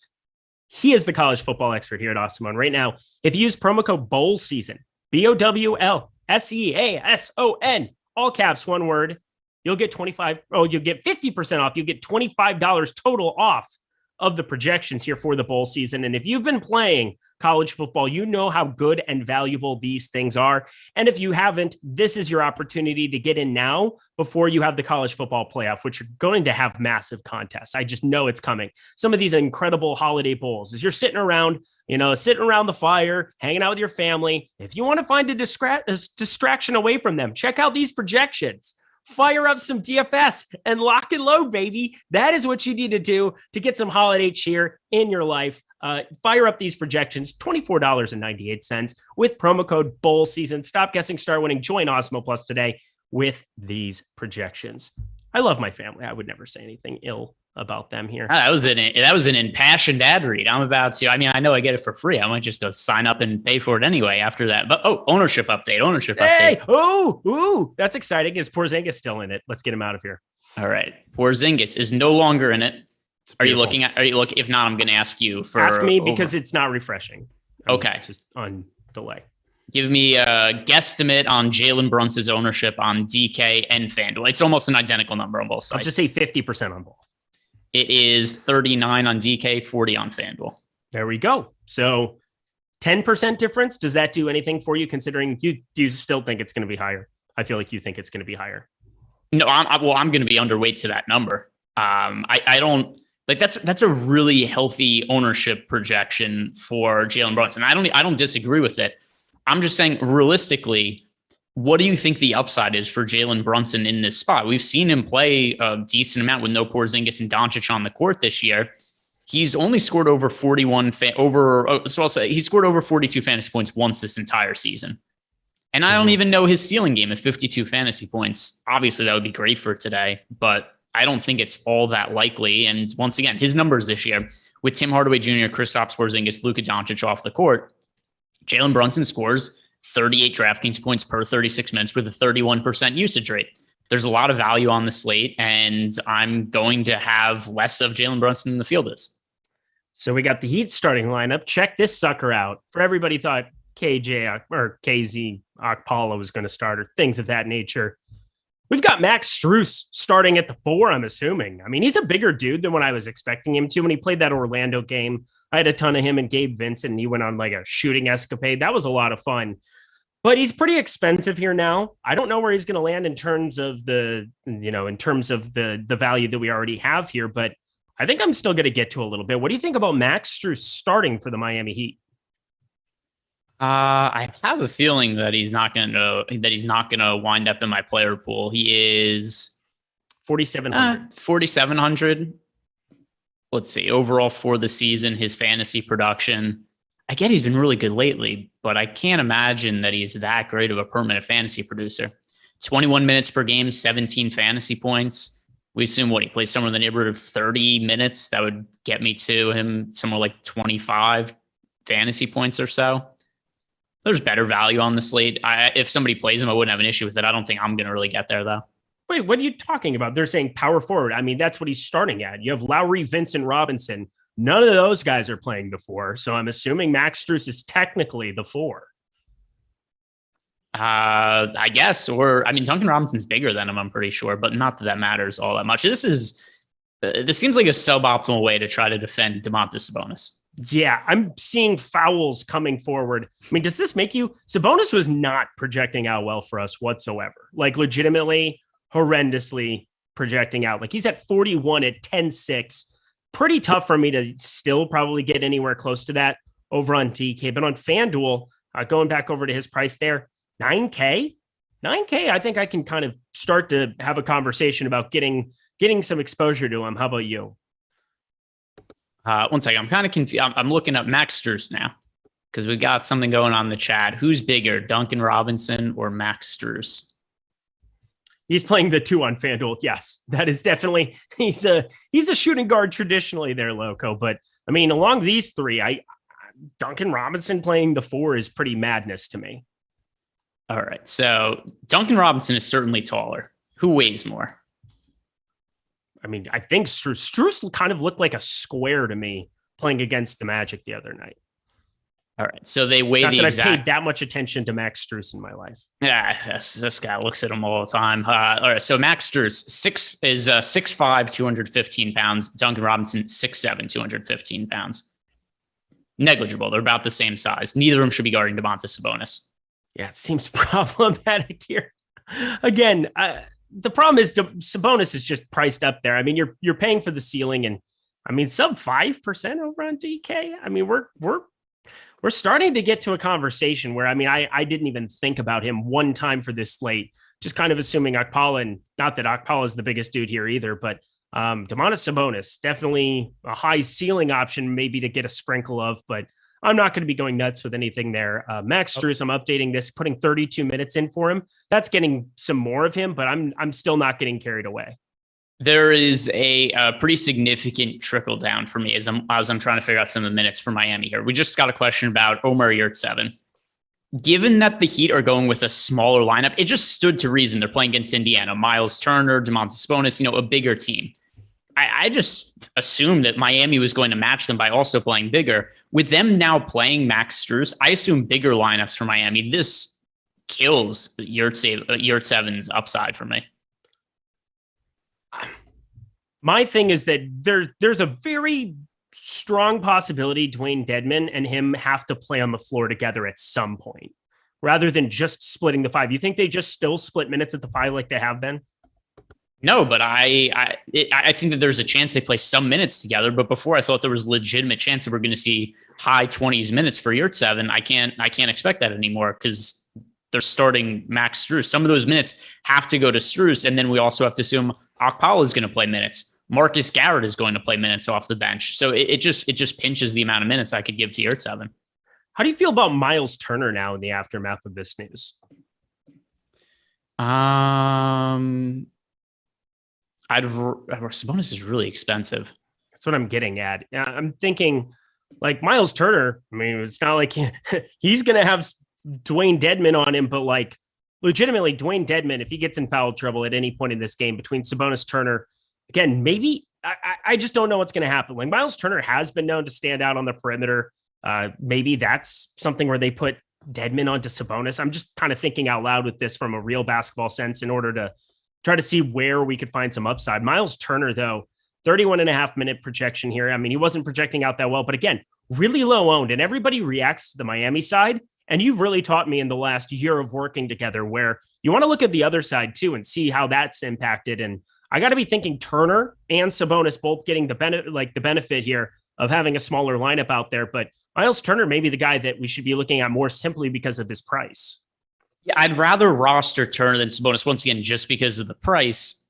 I do think it's a better spot for the other thing that's annoying about Turner. He scores like 34 fantasy points every single game on the number. Here's look at his box scores in Fantasy Cruncher. It's ridiculous. Here's his last handful of games: 34 fantasy points, 36, 27, 34, 34, 22, 33, 35.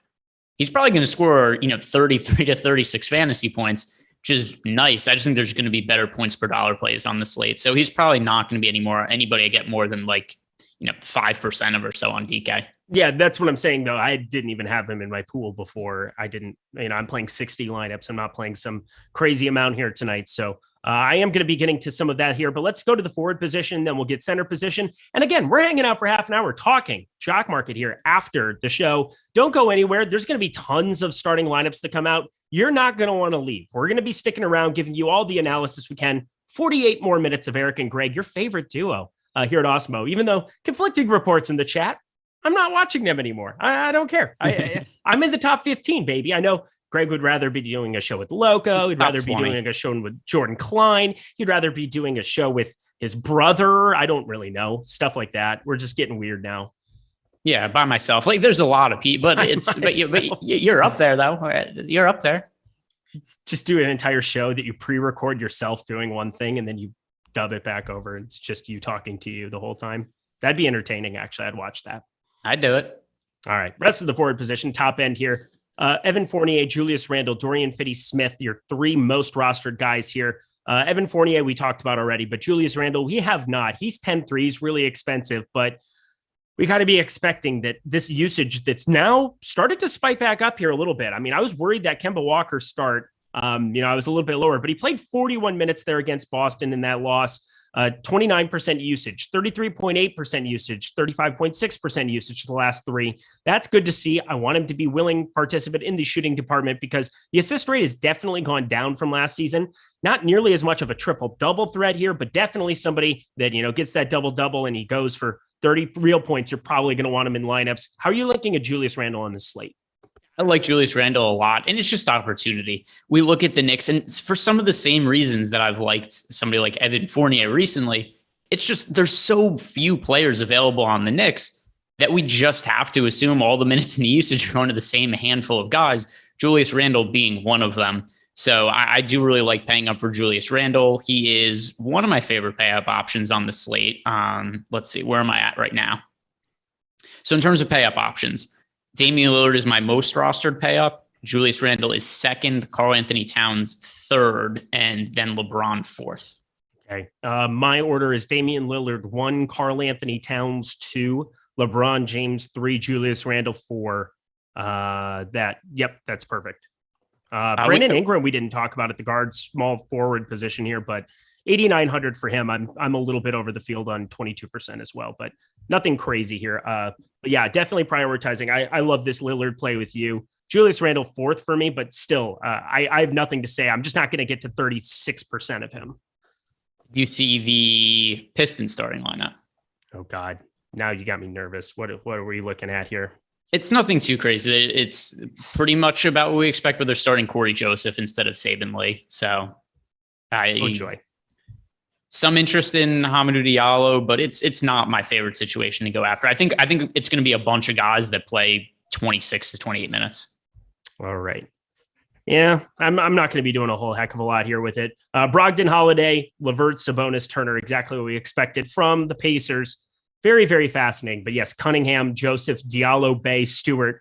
For those of you paying attention at home, that is the Detroit starting lineup. So yeah, Corey Joseph, I doubt I get to much of him there whatsoever. What is he, 3,300? I bet I get to a little bit now.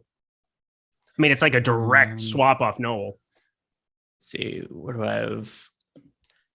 Why am I not getting to Corey? I mean, if I had to roster one of the Pistons guys, it's Corey Joseph just because of the price. Mm-hmm. But it's still not somebody I'm dying to play. Okay. Sorry, guys. My allergies are just terrible today. It's weird, like December allergies in California. It's like what September, October was for me in the Midwest. It's weird. And now, it's just whatever. No biggie. We keep it moving. Dorian Finney-Smith, somebody that's getting a ton of attention. He's going to have to play a lot of minutes so long as he doesn't get in foul trouble or anything. Yeah, his 0.7 fantasy points per minute doesn't look great, but he's a great source of value on minutes alone. Naz Reid, somebody that is a candidate to step into a much bigger role here in the absence of everybody there. I could see him being somebody, him or McDaniels, being guys that you might want to make some way for just because they could end up in a starting unit. Reed getting a lot more attention than what McDaniels is going to. So I just want to give a boost to McDaniels as I'm talking through that entire Minnesota situation. I think he goes a little bit underutilized, still under 20%. So I'm going to be getting way to both of those guys here. But who are some of the cheaper forwards that you're getting to on this slate? Let's see. Cheaper forwards. I guess we could still count Larry Nance Jr. as a cheaper forward. And there's a couple of reasons. So not only are the Portland Trailblazers shorthanded right now, but Yusuf Nurkic is questionable. And I like Nurkic a lot for this slate as well as I like Lillard. But there's a couple of reasons to like him. Number one, I just think points per dollar, he's a good play. Number two, I think the ownership is going to be suppressed because he's listed as questionable. But I also want to have that flexibility to move some of these guys around should somebody like a Dame or a Nurkic ultimately get ruled out. So Nance, there's also no Nasir Little, which ultimately is something you wouldn't think matters that much. But the reason it does for this slate is you already had a shorthanded Portland team. Little was playing a significant amount of minutes. That really solidifies minutes for guys like Larry Nance Jr. and Robert Covington. So I like Nance, if nothing else, just as a placeholder to be able to make some swaps if guys get ruled out later. But I like him points per dollar anyway. What do you think about these forwards from the Pelicans? Josh Hart is getting a ton of attention. He's sub 6K on DraftKings, 5,700. That price came down for whatever reason, off of the 6,300 against OKC. And then he played 42 minutes last game. I guess it's up 200 from that one, but 42 minutes of him here. He's going to play a boatload of minutes. We have him projected for 34. I think he has upside for maybe more, but God, it's just hard to want to get in this mid-range. I feel like on such a stars and scrubs slate, I want to be getting down a little bit further. And, Evan Fournier, I am finding myself to getting about at the field here. Not going to be 44%, but going to be closer to that. I just like him a lot more than Josh Hart. What are your takes on him?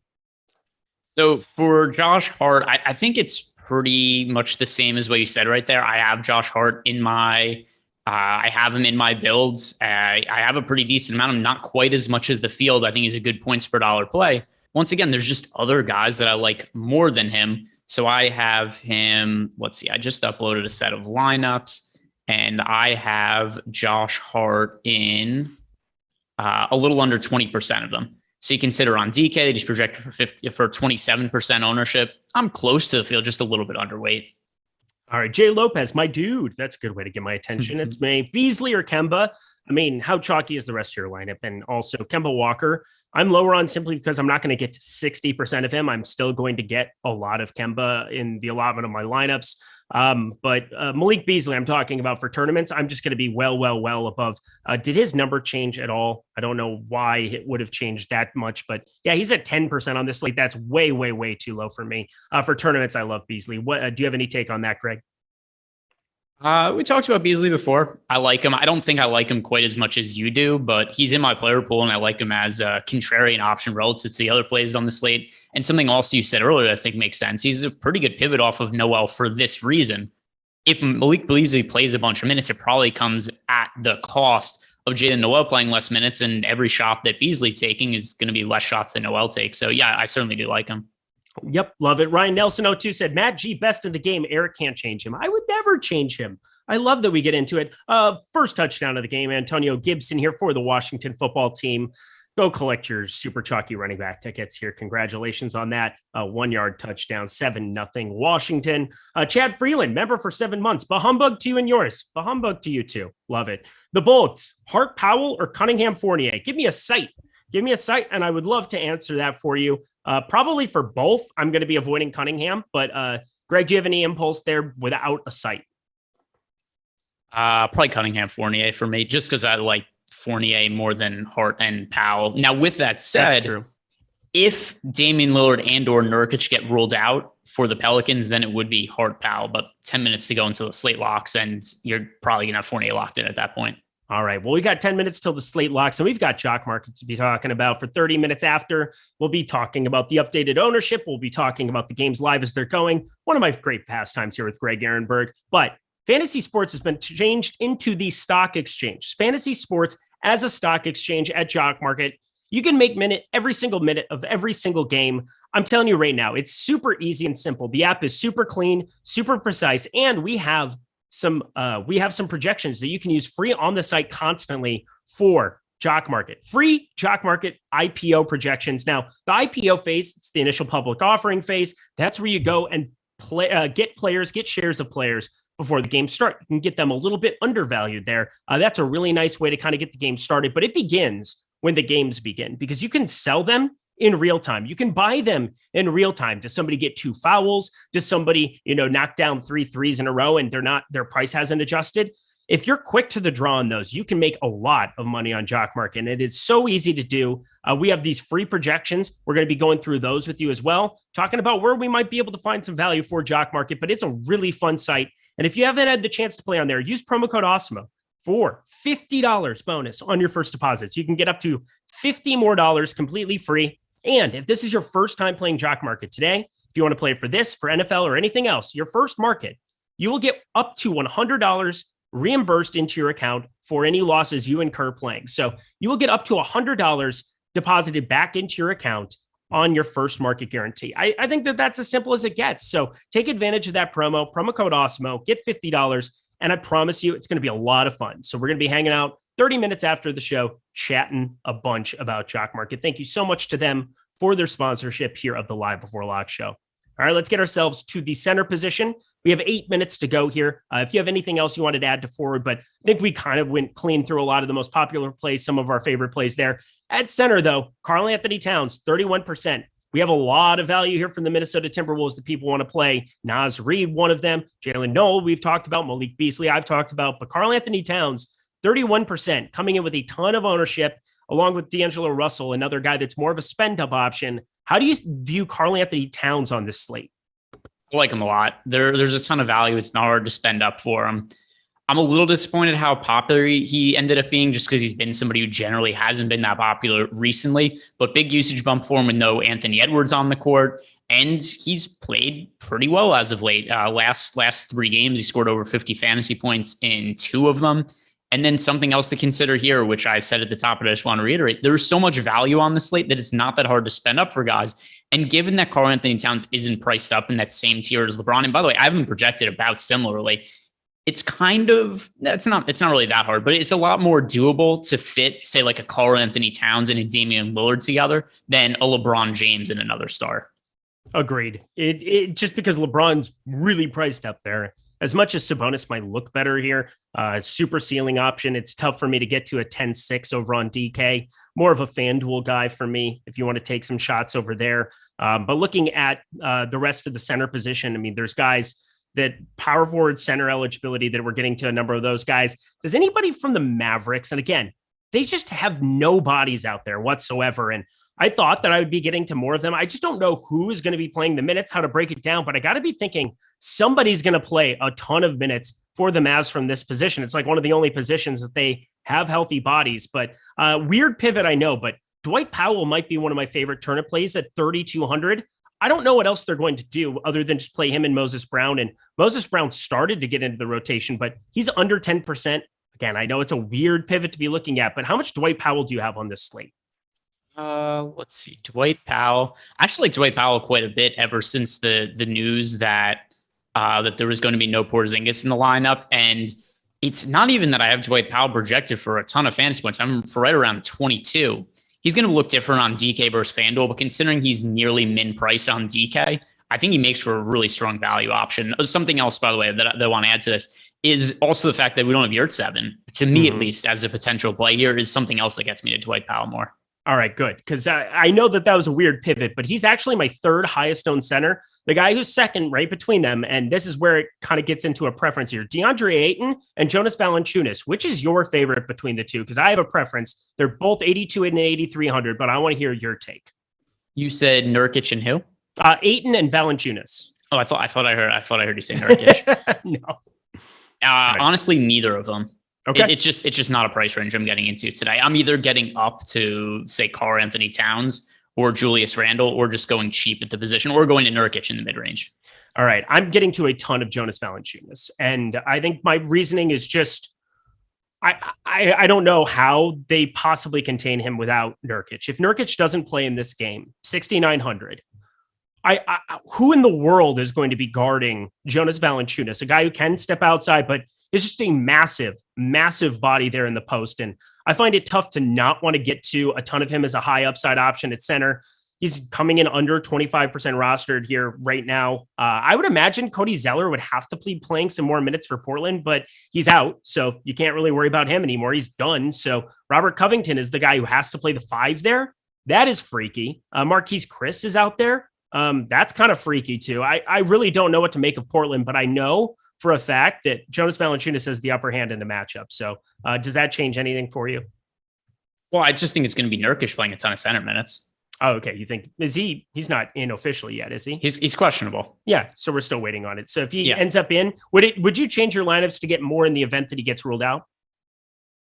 Yeah. So if Nurkic is out, well, also I have a good amount of exposure to Nurkic now, but I assume if there's no Nurkic, also, it depends what happens with Damian Lillard here. That could be something that could be a whole issue within itself. But let's say there's no Nurkic Lillard plays. We're just going to take Nurkic out of the equation. I'm going to be getting to more of guys like Loughran and Adam Scherer and Robert Covington. I don't even think there's another big man I want to get to here. You look at the other available bigs on the roster. I'm not rostering CJ Ellaby. Yeah. I'm not rostering Trendon Watford or Greg Brown. These are people that don't even exist as far as I'm concerned. But hang on 1 second. By the way, Marquise Chris is listed on Portland on Fantasy Cruncher. So I don't know if there's somebody there live that is watching or listening to this, but he's listed as if he plays for Portland. He's on a 10-day contract with Dallas. So that's why I was confused looking at their roster on Cruncher. So just to throw that out there. Yeah, no, he is not on the team, but it would be Loughran and Adam Scherer and Robert Covington playing the majority of the big man minutes, I assume. Yeah, I have 35% Larry Nance. So he's somebody that I definitely like for this slate. I think he's a good play. 2 minutes to go, everybody. Get your lineups in here. No question about it. Anything else for you from the center position, Greg? From the center position, we talked about Cat. We've talked, a lot of these guys just have eligibility at forward that we've already talked about. Naz Reid, I think that he's somebody just for cheap who's in play, at least for me, not a massively owned play for me personally. What did you do with Nurkic and being listed questionable? So I'm not playing Nurkic. I think he's a little bit overpriced here in this spot. Don't really have to be thinking about him. I'm mainly playing on DraftKings here today. So I'm not really factoring him in that much here, but I do love J-Val. He's in 3 of my main 4 lineups. I'm pretty obsessed with the play on the assumption that he's out. In the event that Nurkic is in, I think I might take one lineup with him out, but I find it pretty easy to play J-Val. I can get to LeBron. I can play Cat. I can play a number of these guys. Damian Lillard, I'm definitely high on regardless. I think Lillard's a good play regardless of how that news comes out, so long as he's good to go. But we might be jamming in a lot of Portland in the event that both of them end up getting ruled out, and we're just going to be sitting here waiting. That's why we have this extra half hour. So that's going to be something I'm waiting on. Greg, in the last 30 seconds here, anything else you're noticing from your lineups you want the people to know before we're at lock? Let's talk about Nurkic for a little bit. And this could just carry over to the start of the show. By the way, guys, we're not going to the start of the Jock Market show. We're not going anywhere, Eric and I. We've got the next 30 minutes. We're going to be talking about Jock Market, but any news that breaks, or I'll say when the news breaks of whatever is going to happen in the later game, which it will, because Portland, New Orleans starts at 8 p.m. Eastern time, which is when we're getting off. We'll be talking about whatever happens with Damian Lillard and Yusuf Nurkic. Do we miss some? Oh, we did miss the super chat here. DK last spot, Evan Fournier and Mikal Bridges. Evan Fournier for me. And Evan Fournier for me. Yeah, okay. So we're caught up on that. Sorry that we missed that, guys. But let's talk about Nurkic, because that news is going to come out in a second. And this is the Jock Market portion of the show. Eric and I are going to be talking about that, but any other news that breaks as well. I gave Nurkic a lot of minutes today. They have a lot of players out, and he played significant minutes last game. He played 34 minutes. So I gave him 32 minutes today, and that to me makes him one of the better points per dollar plays at center. I actually had to, if I didn't nerf his minutes a little bit, because I gave him 34 originally, he would have been like my most rostered player today. Wow. I am like not remotely there. I have legitimately 0 Yusuf Nurkic at 6,900 on DK. So how many minutes did you give him? Well, I mean, I don't think he's going to play, but in the event that he does, I give him 27. Enough. Okay. Yeah. So here's Nurkic's minutes from the last 4 games: 39, 32, 15 in a game he fouled out. That's crazy. He fouled out in 15 minutes, and then he played 30, and then he played 34 last game. Realistically, if he plays and avoids foul trouble, I think he probably plays like 35, 36 minutes. All righty. Well, that's going to be somebody to keep an eye on here. We'll be talking about them because that game is going to be locking at 8 p.m. Eastern time. But as Greg alluded to, it is the Jock Market portion of the program. We love sponsoring up with them because they are one of the easiest one of the easiest sites to just figure out what to do. We just buy and sell shares of players that we like. We have a fair value. We have projections built right there on the site that are free to you. I repeat, they are free for you to use. You go to the projections rankings tab underneath NBA. You go to the bottom of the projection rankings tab and you see Jock Market, NBA, DFS, IPO pricing, and projections. You click on that and boom, you're at the main page. You are locked and loaded and ready to go here for Jock Market. I'm going to take my TV and turn that off here because I got to use my phone. It is the easiest app to be using on your phone as well. You simply pull it up. You can buy and sell shares of players in real time on there. And using promo code Awesemo, you're going to get $50 deposit bonus. So take advantage of that. That's how you build and sustain a bankroll. $50 bonus automatically there. They have the markets for the NBA, which we're going to cover here. The NFL is ongoing right now too. They have NHL with that, resumes it has more than 2 games on a slate, as well as MLB when those are in season. So check it out. Promise you, it's really, really fun and really, really easy to get. We just got the Pelicans starting lineup as I'm talking here. Graham, Hart, Ingram, Jones, Valanciunas. No surprises there. We are just sitting here, twiddling our thumbs, waiting for that Portland news. So hang out with us here for 28 minutes as we go through Jock Market. But I'm pulling up the daily market here, Greg. Have you taken a look here at everything for today yet? Have you looked at who went for what in the pre-IPO phase? I am pulling it up right now. I had not yet, mostly because we had a lot of news to cover on that show. Here's the first thing that stands out to me. Yusuf Nurkic right now has an asking price. Oh, there we go. We just got the starting lineup. In. Everybody's Wowzer. in. Wowzer. Let's go. All right. So have I talked you onto any of Nurkic, or you're still absolutely not? Okay. No Nurkic for you. I might get 5% because now I wouldn't live with myself if he went nuts here at this point. But like, I'm putting a 5% cap on him. I was legitimately getting zero. Yeah, so I don't care how the rest of my lineups do. I only care about Yusuf Nurkic now. This is big. I don't know if we've ever been like just so in a disagreement on a guy before. I legitimately see nothing that I want out of a 6,900 Nurkic here. What if he plays the same minutes he's played in the last few games? I'm not sure. Looking at 34, 31. I mean, he had the 15-minute game there, smack dab in the middle. I mean, was he hurt in that? What happened? No, he fouled out. Fouled out. You just extreme foul problems. 31 minutes, 34. Still decent enough usage, low 20s usage. I'm not going to get there. I'm just not on this slate. I have too many other centers that I like. I'm still going to be firing up J-Val. I'm probably going to take it down a little bit here, but Karl-Anthony Towns is just the priority. I said he's my second favorite spend up. Damian Lillard in this same spot, somebody that I'm getting to a lot here. Not that I'm worried about any kind of correlation or negative correlation or whatever there. I just love Damian Lillard at the point guard position, getting him a spend up there. Yusuf Nurkic has not been a guy that I've been prioritizing on many slates. I would much rather play Ayton for, the 1,300 more and find that as well for another ceiling option. But Yusuf Nurkic, 6,900, kind of in his own tiers. So I get it. I get what you're getting at. It's just going to be a different path for me today. Yeah, he's going to crush tonight now. Oh God, I'm so ready for it. So anyway, you wanted to talk about him here on Jock Market. So give me the pitch. All right. So the pitch for him on Jock Market is, well, for one, I didn't know what his asking price was going to be. You could have got shares of Nurkic just because I was pulling the app up. It looked like he had shares available for him for like $350 right before the IPO period. That's obviously no longer an option, but now we've got Nurkic. The asking price is $799. What is Lillard at? Lillard 1129. That's about fair, maybe a little bit low. Let's see. Nurkic.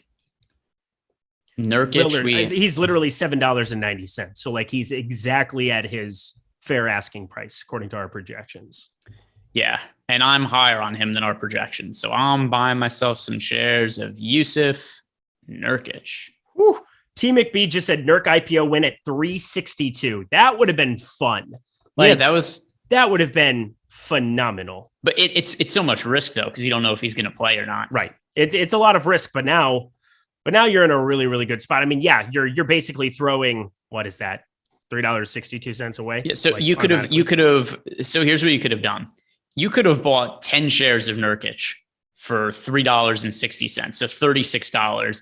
And you could have resold them right now for $90 without the game even starting. You're just basically taking a chance on whether he plays or not. See, that's kind of fun when you think about it, because you're basically 2.5xing your money. I think it was a 50-50 shot of him being in. So you want to play the Jock Market game in that reaction. Like if you think somebody is close to a 50-50 like this, which is exactly kind of what you would assume it to be, you could more than double your money before the game even started right now. Like that's a great call. Yeah. That's a fun way to look at it. I've never thought about that. Well, so anymore. I mean, the other thing too is we don't know what the asking price and the bids and whatnot were going to be for him after the slate locked. But yeah, in hindsight, I certainly would have loved to have had Nurkic for $360 a share. And I know even you're not that high on Nurkic today. Certainly $360 would have gotten some movement in the pants, right? Yeah. Well, it's not a duck, but Evan Gossett said still playing a lot of Nance. Yes, you have no Nasir Little out there. I still think that Nance is a good play. How about you? Yeah, absolutely. I mean, he's still starting. And by the way, just to reiterate, Damian Lillard's in, Yusuf Nurkic is in, Larry Nance is still starting. Tony Snell isn't going to do anything. That's just a waste of space in the starting lineup. But that's good for the other guys from a perspective of just taking shots in the starting lineup. Dame's usage rate is going to be insane today. It's going to be so fun. We're seeing eye to eye on Damian Lillard. Don't worry about that. But yeah, Nurkic is not the duck of my eye. That's for sure. Oh, I know. Well, a few things are. I'm just saying. Let's look at the Jock Market projection board here as we're going. Jonas Valanciunas, $11, his fair IPO price. Going for 11.05 ask right now. I think, that's about average there. I don't want to go nuts with something like that, even though it's somebody that I like. I will say what I find to be the most surprising here on the top end is how overpaid you'd have to go to get Jalen Brunson here. Jalen Brunson going for like 10.50. That is a clear stay away. As much as I do like Jalen Brunson a little bit more than what Greg does here for this slate, $9.10 fair IPO price. This is where you really want to be sharp about what the IPO, the pre-IPO fair price is going to be, and then what their ask price is. So stuff like that, even if you like them for DFS, you don't have to say, oh, well, I need to go get shares and do it this way. I would just rather find the values. And as much as I don't like Nurkic on this slate, I really, really am upset hearing Greg's logic that he went for like less than $3.70, because you could be making some quick, easy money. And it's a 50-50 shot of taking the zero there. But, there's a lot of things that happen in the normal course of a game, whether it's an injury or foul trouble or other things that take place. And that one is just a quick turnaround where you can more than double the money. So I think it's a decent enough investment, something I might be thinking about going forward. But, a guy like Jalen Brunson, definitely not going to be getting there. Who are you looking to invest in on Jock Market right now, Greg? Yeah, so I'm just kind of scrolling through the Jock Market here and comparing some of the asking prices to what our projections are. And, one that kind of does stand out to me, LeBron James, who we projected him really not all that highly today. And even right now, our Jock Market projection for LeBron, 41.89 fantasy points on the low end. I think we could both agree on that in terms of we're looking at the range of outcomes for LeBron. That comes to a fair IPO price of $14.80. His asking price is only $14.64. So if you think that a 41.89 fantasy projection for LeBron, which I don't think is, I wouldn't say it's like I'm higher than him on that. I don't think it's too far off base though, but that to me looks like a player to buy shares of. Baylor at Iowa State on New Year's Day. Ryan Nelson 0-2. Let's go. 11-0, baby.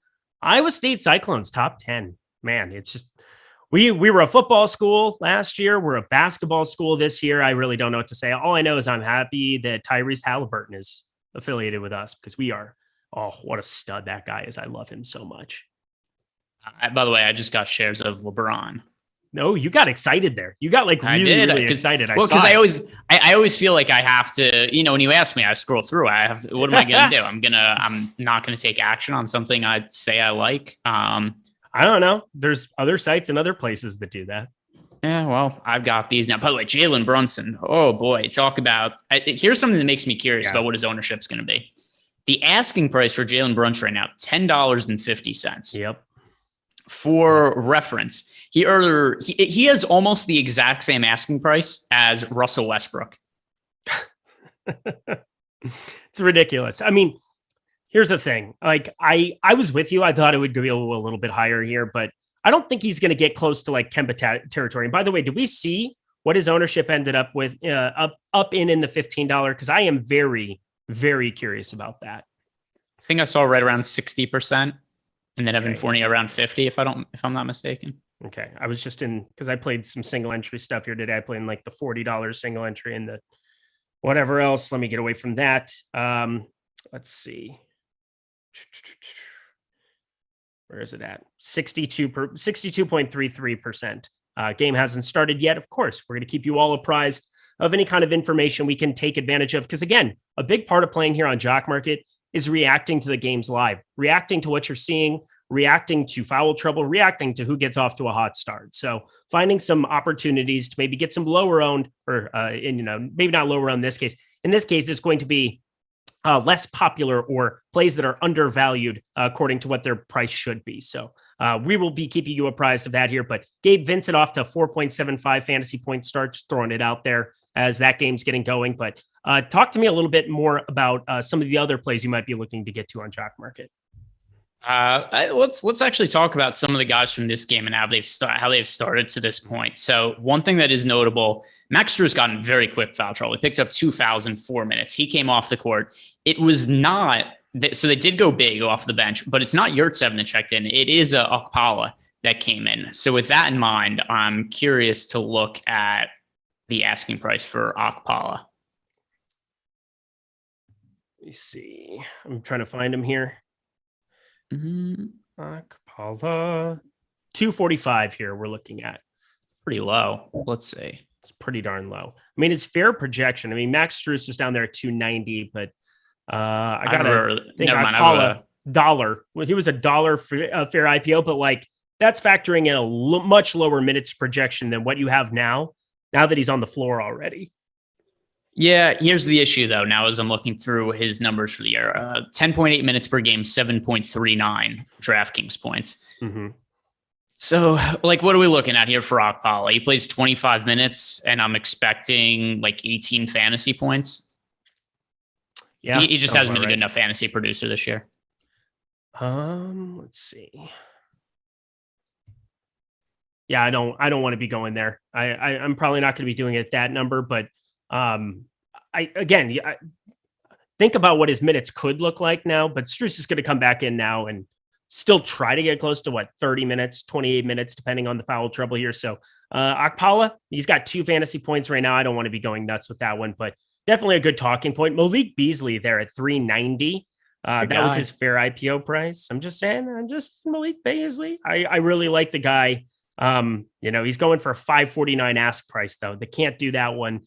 That's a bummer. I was hoping that we'd get that a little bit cheaper, but continuing to look down the board here, Max Strus. Yeah, you don't want to be investing in him at the moment. That's for sure. This Lakers game is kind of fascinating too, because you have, LeBron, you just invested in Russell Westbrook at 1050, being his fair number, but he's still going pretty expensive up here. 1064 for an ask price. That's pretty efficient. Trying to find some good value. It looks like people did a really good job in the pre-IPO phase of snagging some of these. You want to be really on top of that.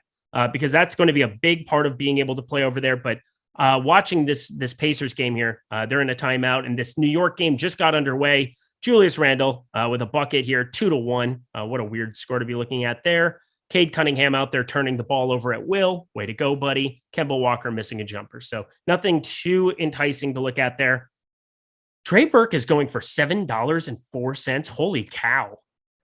Seems aggressive. What do we have? I mean, that's certainly not something that I would want to be looking at. Let's see. Trey Burke. Yeah, we have a fair IPO price projection for him at $3.30. By the way, also back on the Akpala thing, we have Trey Burke projected for 21.51 fantasy points. That comes out to $3.30. Hard to imagine Akpala tops that number on average. Agreed. Yeah, I saw Terry was making a case for it where we think that he gets top 58. Again, there's 5 games in play, 10 teams, 10 guys. If you just assume that being the number of the rotation, that's just a loose number. 100 players in the pool, kind of a spot. And again, how many are available here for Jock Market today? You've got 99 total, but obviously so many of those guys that are out or listed. You had the game time decision next to them. I just don't want to be going nuts with a guy like that just has relatively no upside. That's the tough part for me, where I probably don't want to be going too nuts on it. But I do understand, finding some of these really low guys that spike one shooting upside and you can go. But KZ Akpala doesn't really stand out as that guy for me. Nor for me. And he's been on the court for 2 minutes now. Is 2 points. That's the game I have up on my screen right now, by the way. Yeah, I was wondering where we were going to go with this one. We don't have that Minnesota starting lineup. Again, I think I'm going to get my wish where that comes out a little bit later. And I think that there could be some really sneaky stuff to kind of mine out of whatever that turns out as. Now that we got that Portland one, especially, that's kind of the big piece of news that we are waiting for on this slate. I find it crazy how much of this Phoenix and Lakers game, quote unquote, late night hammer that I'm not getting to. So, LeBron James being the only guy really. Russell Westbrook over the 3 or 4% we had projected for him. Not that that's a huge talking point, but looking at Jock Market here as well. Alec Burks, we both didn't like him. $8.08 for him seems a little egregious. Hey, Corey Joseph out there making a bucket. Let's go. 2 points, 1 rebound for him in the early going. Might be a guy to snag there. You have some opportunity there. Corey Joseph, what is his fair IPO price? Because it's probably not going to be reflective. $4.27. I would much rather go get Corey Joseph than KZ Akpala. Yeah, or none of them is also an option. Look at you. Yeah. There's the other take. I'm trying to find things we can invest in, Greg. Yeah, well, sometimes the best investment is the one you don't make. That's true. Jalen Noel, $3.30. Currently an ask price of $5.95. Please, for the love of God, do not go buy Jalen Noel at that number. No. Although the worst buy. It's kind of interesting though, talking about the Timberwolves situation. Who do you? I do think Noel's the most likely to start. If he doesn't start, who do you think would be a potential guy that would start instead of him? That would be somebody to look at on Jock Market. Jaden McDaniels. Yeah, I gave McDaniels more minutes today than Noel. Yeah, Jordan McDaniels is who I think starts. I think people are going to be very disappointed because I don't think that Jalen Noel starts here. I still think he starts. I just don't know that guarantees he plays a bunch of minutes. Yeah, McDaniels feels more of like the plug and play in the absence of Jared Vanderbilt, more comparable player to start alongside Cat. So McDaniels is kind of the guy. $439 for his ask price is probably a little bit high for me as well. But, I'm with you where I think he gets more of the minutes. So I want to be going his direction. Glad that we're in lockstep on that. Man, I tell you what, we're going to have a Nurkic sweat today. And it has nothing to do with anything else other than I just want Nurkic to play like shit now. And I just want him to play well. I don't even, here are my options today, right? If you told me Nurkic could score 40 points and I could lose all my buy-in fees, or Nurkic could score 25 fantasy points and I win 6 figures today, which one do you think I'm choosing? Of course, the one where you beat me because you're mean. No, the 6 figures. What am I? There we go. Yeah. Wait, why would I choose that option? You must be a comedian. Jordan Klein didn't find that funny at all. Jordan Klein is actually just looking at us like, dude, settle down, bro. We got. Why is your coat up to here? We live in California, dude. Yeah, he's usually wearing a hood with like 3 hats over the top of it. Producer Cam. We're asking for it, baby. Give the people what they want. We have we have a little that was a little gladiator action. We have we do have a super chat here, by the way. Ooh, it's important. I see it. We've got TJ Redia. Let me know because I want to pronounce names correctly. I can't pronounce foul. We've already accomplished. We understand that that's a no-go. But TJ, I want to get that last name right. So please phonetically spell it out for me so I can be cool because I feel bad now. But Brunson or Booker on FanDuel, it is definitely Booker for me on FanDuel. Who do I have projected for? I mean, Brunson's the better projected player, but for tournaments, if you're looking like a large field tournament, I love Booker on FanDuel. I'm not going to play him anywhere else. I have Booker projected for more fantasy points than Brunson. So that's useful. Yeah, Booker for me also. And I don't even hate, I don't want to make it seem like I hate Brunson. I think you guys should be playing him in cash games just based on how popular he is. But once again, when we're think about the names, we're comparing like Jalen Brunson or Devin Booker, and then the ownership difference on these guys. All right, let's see. Brunson is projected for 40% ownership. Booker's projected for 22, and they're about the same price. Like I just don't think that Brunson outscores Booker 2-1. Okay, Ross Cade. See, that's not very nice. Now you have to go in timeout. Oh, T McBee already did it. You can't do that. Again, I want to make sure that I have this right. Rituya. There we go. See, this is why you have friends, and this is why we appreciate it. And again, thank you so much, TJ. I just, but okay, you don't need to come in here with that. That's absurd. Does that make it 600 seconds? I wish it did. That would be great. That gets us to the end of the show, and then I don't have to think about him anymore. Anybody else for you here over on Jock Market? Karl-Anthony Towns still a massive ask price. Don't want to be going that direction. LeBron James still really like your logic, and I thought that was a good buy by you there. Julius Randle went $16.80. Now he's down to $15.15 because 3.75 for him starting off here 6 minutes into that game. Not the best start in the entire world.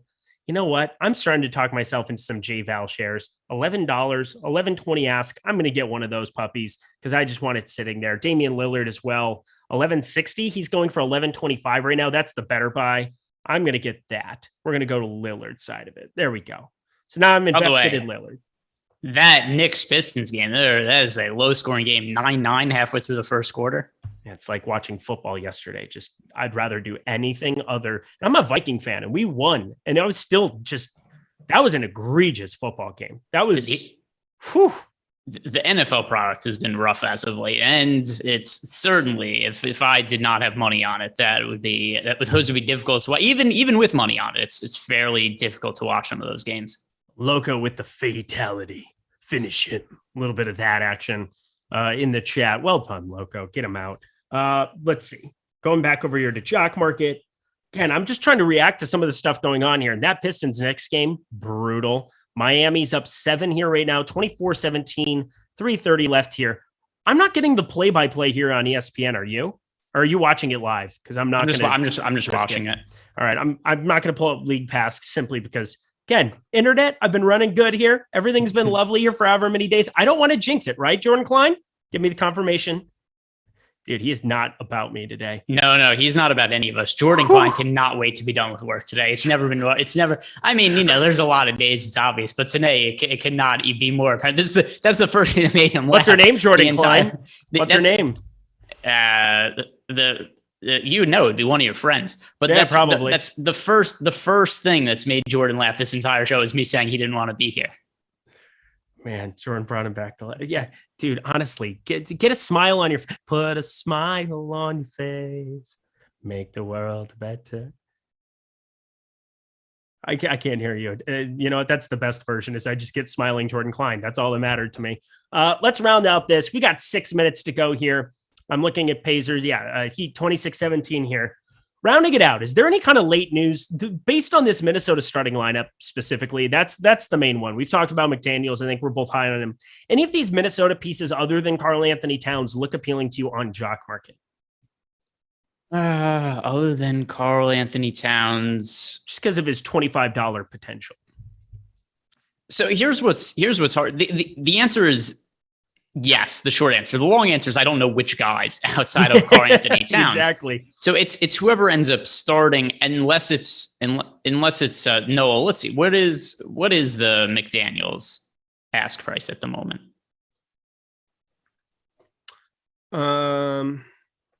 It was $4.50, I believe, was the number we were looking at there earlier. $4.39. $4.39. All right. But I don't even want to pay that price if he's it's somewhat of a steep price. Just to go back to some of our fair IPO projections, we have, for instance,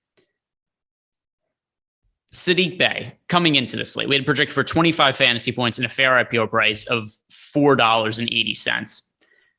I just don't know that Jaden McDaniels is somebody that I end up having projected for like 28 fantasy points to want to be over that number. That's fair.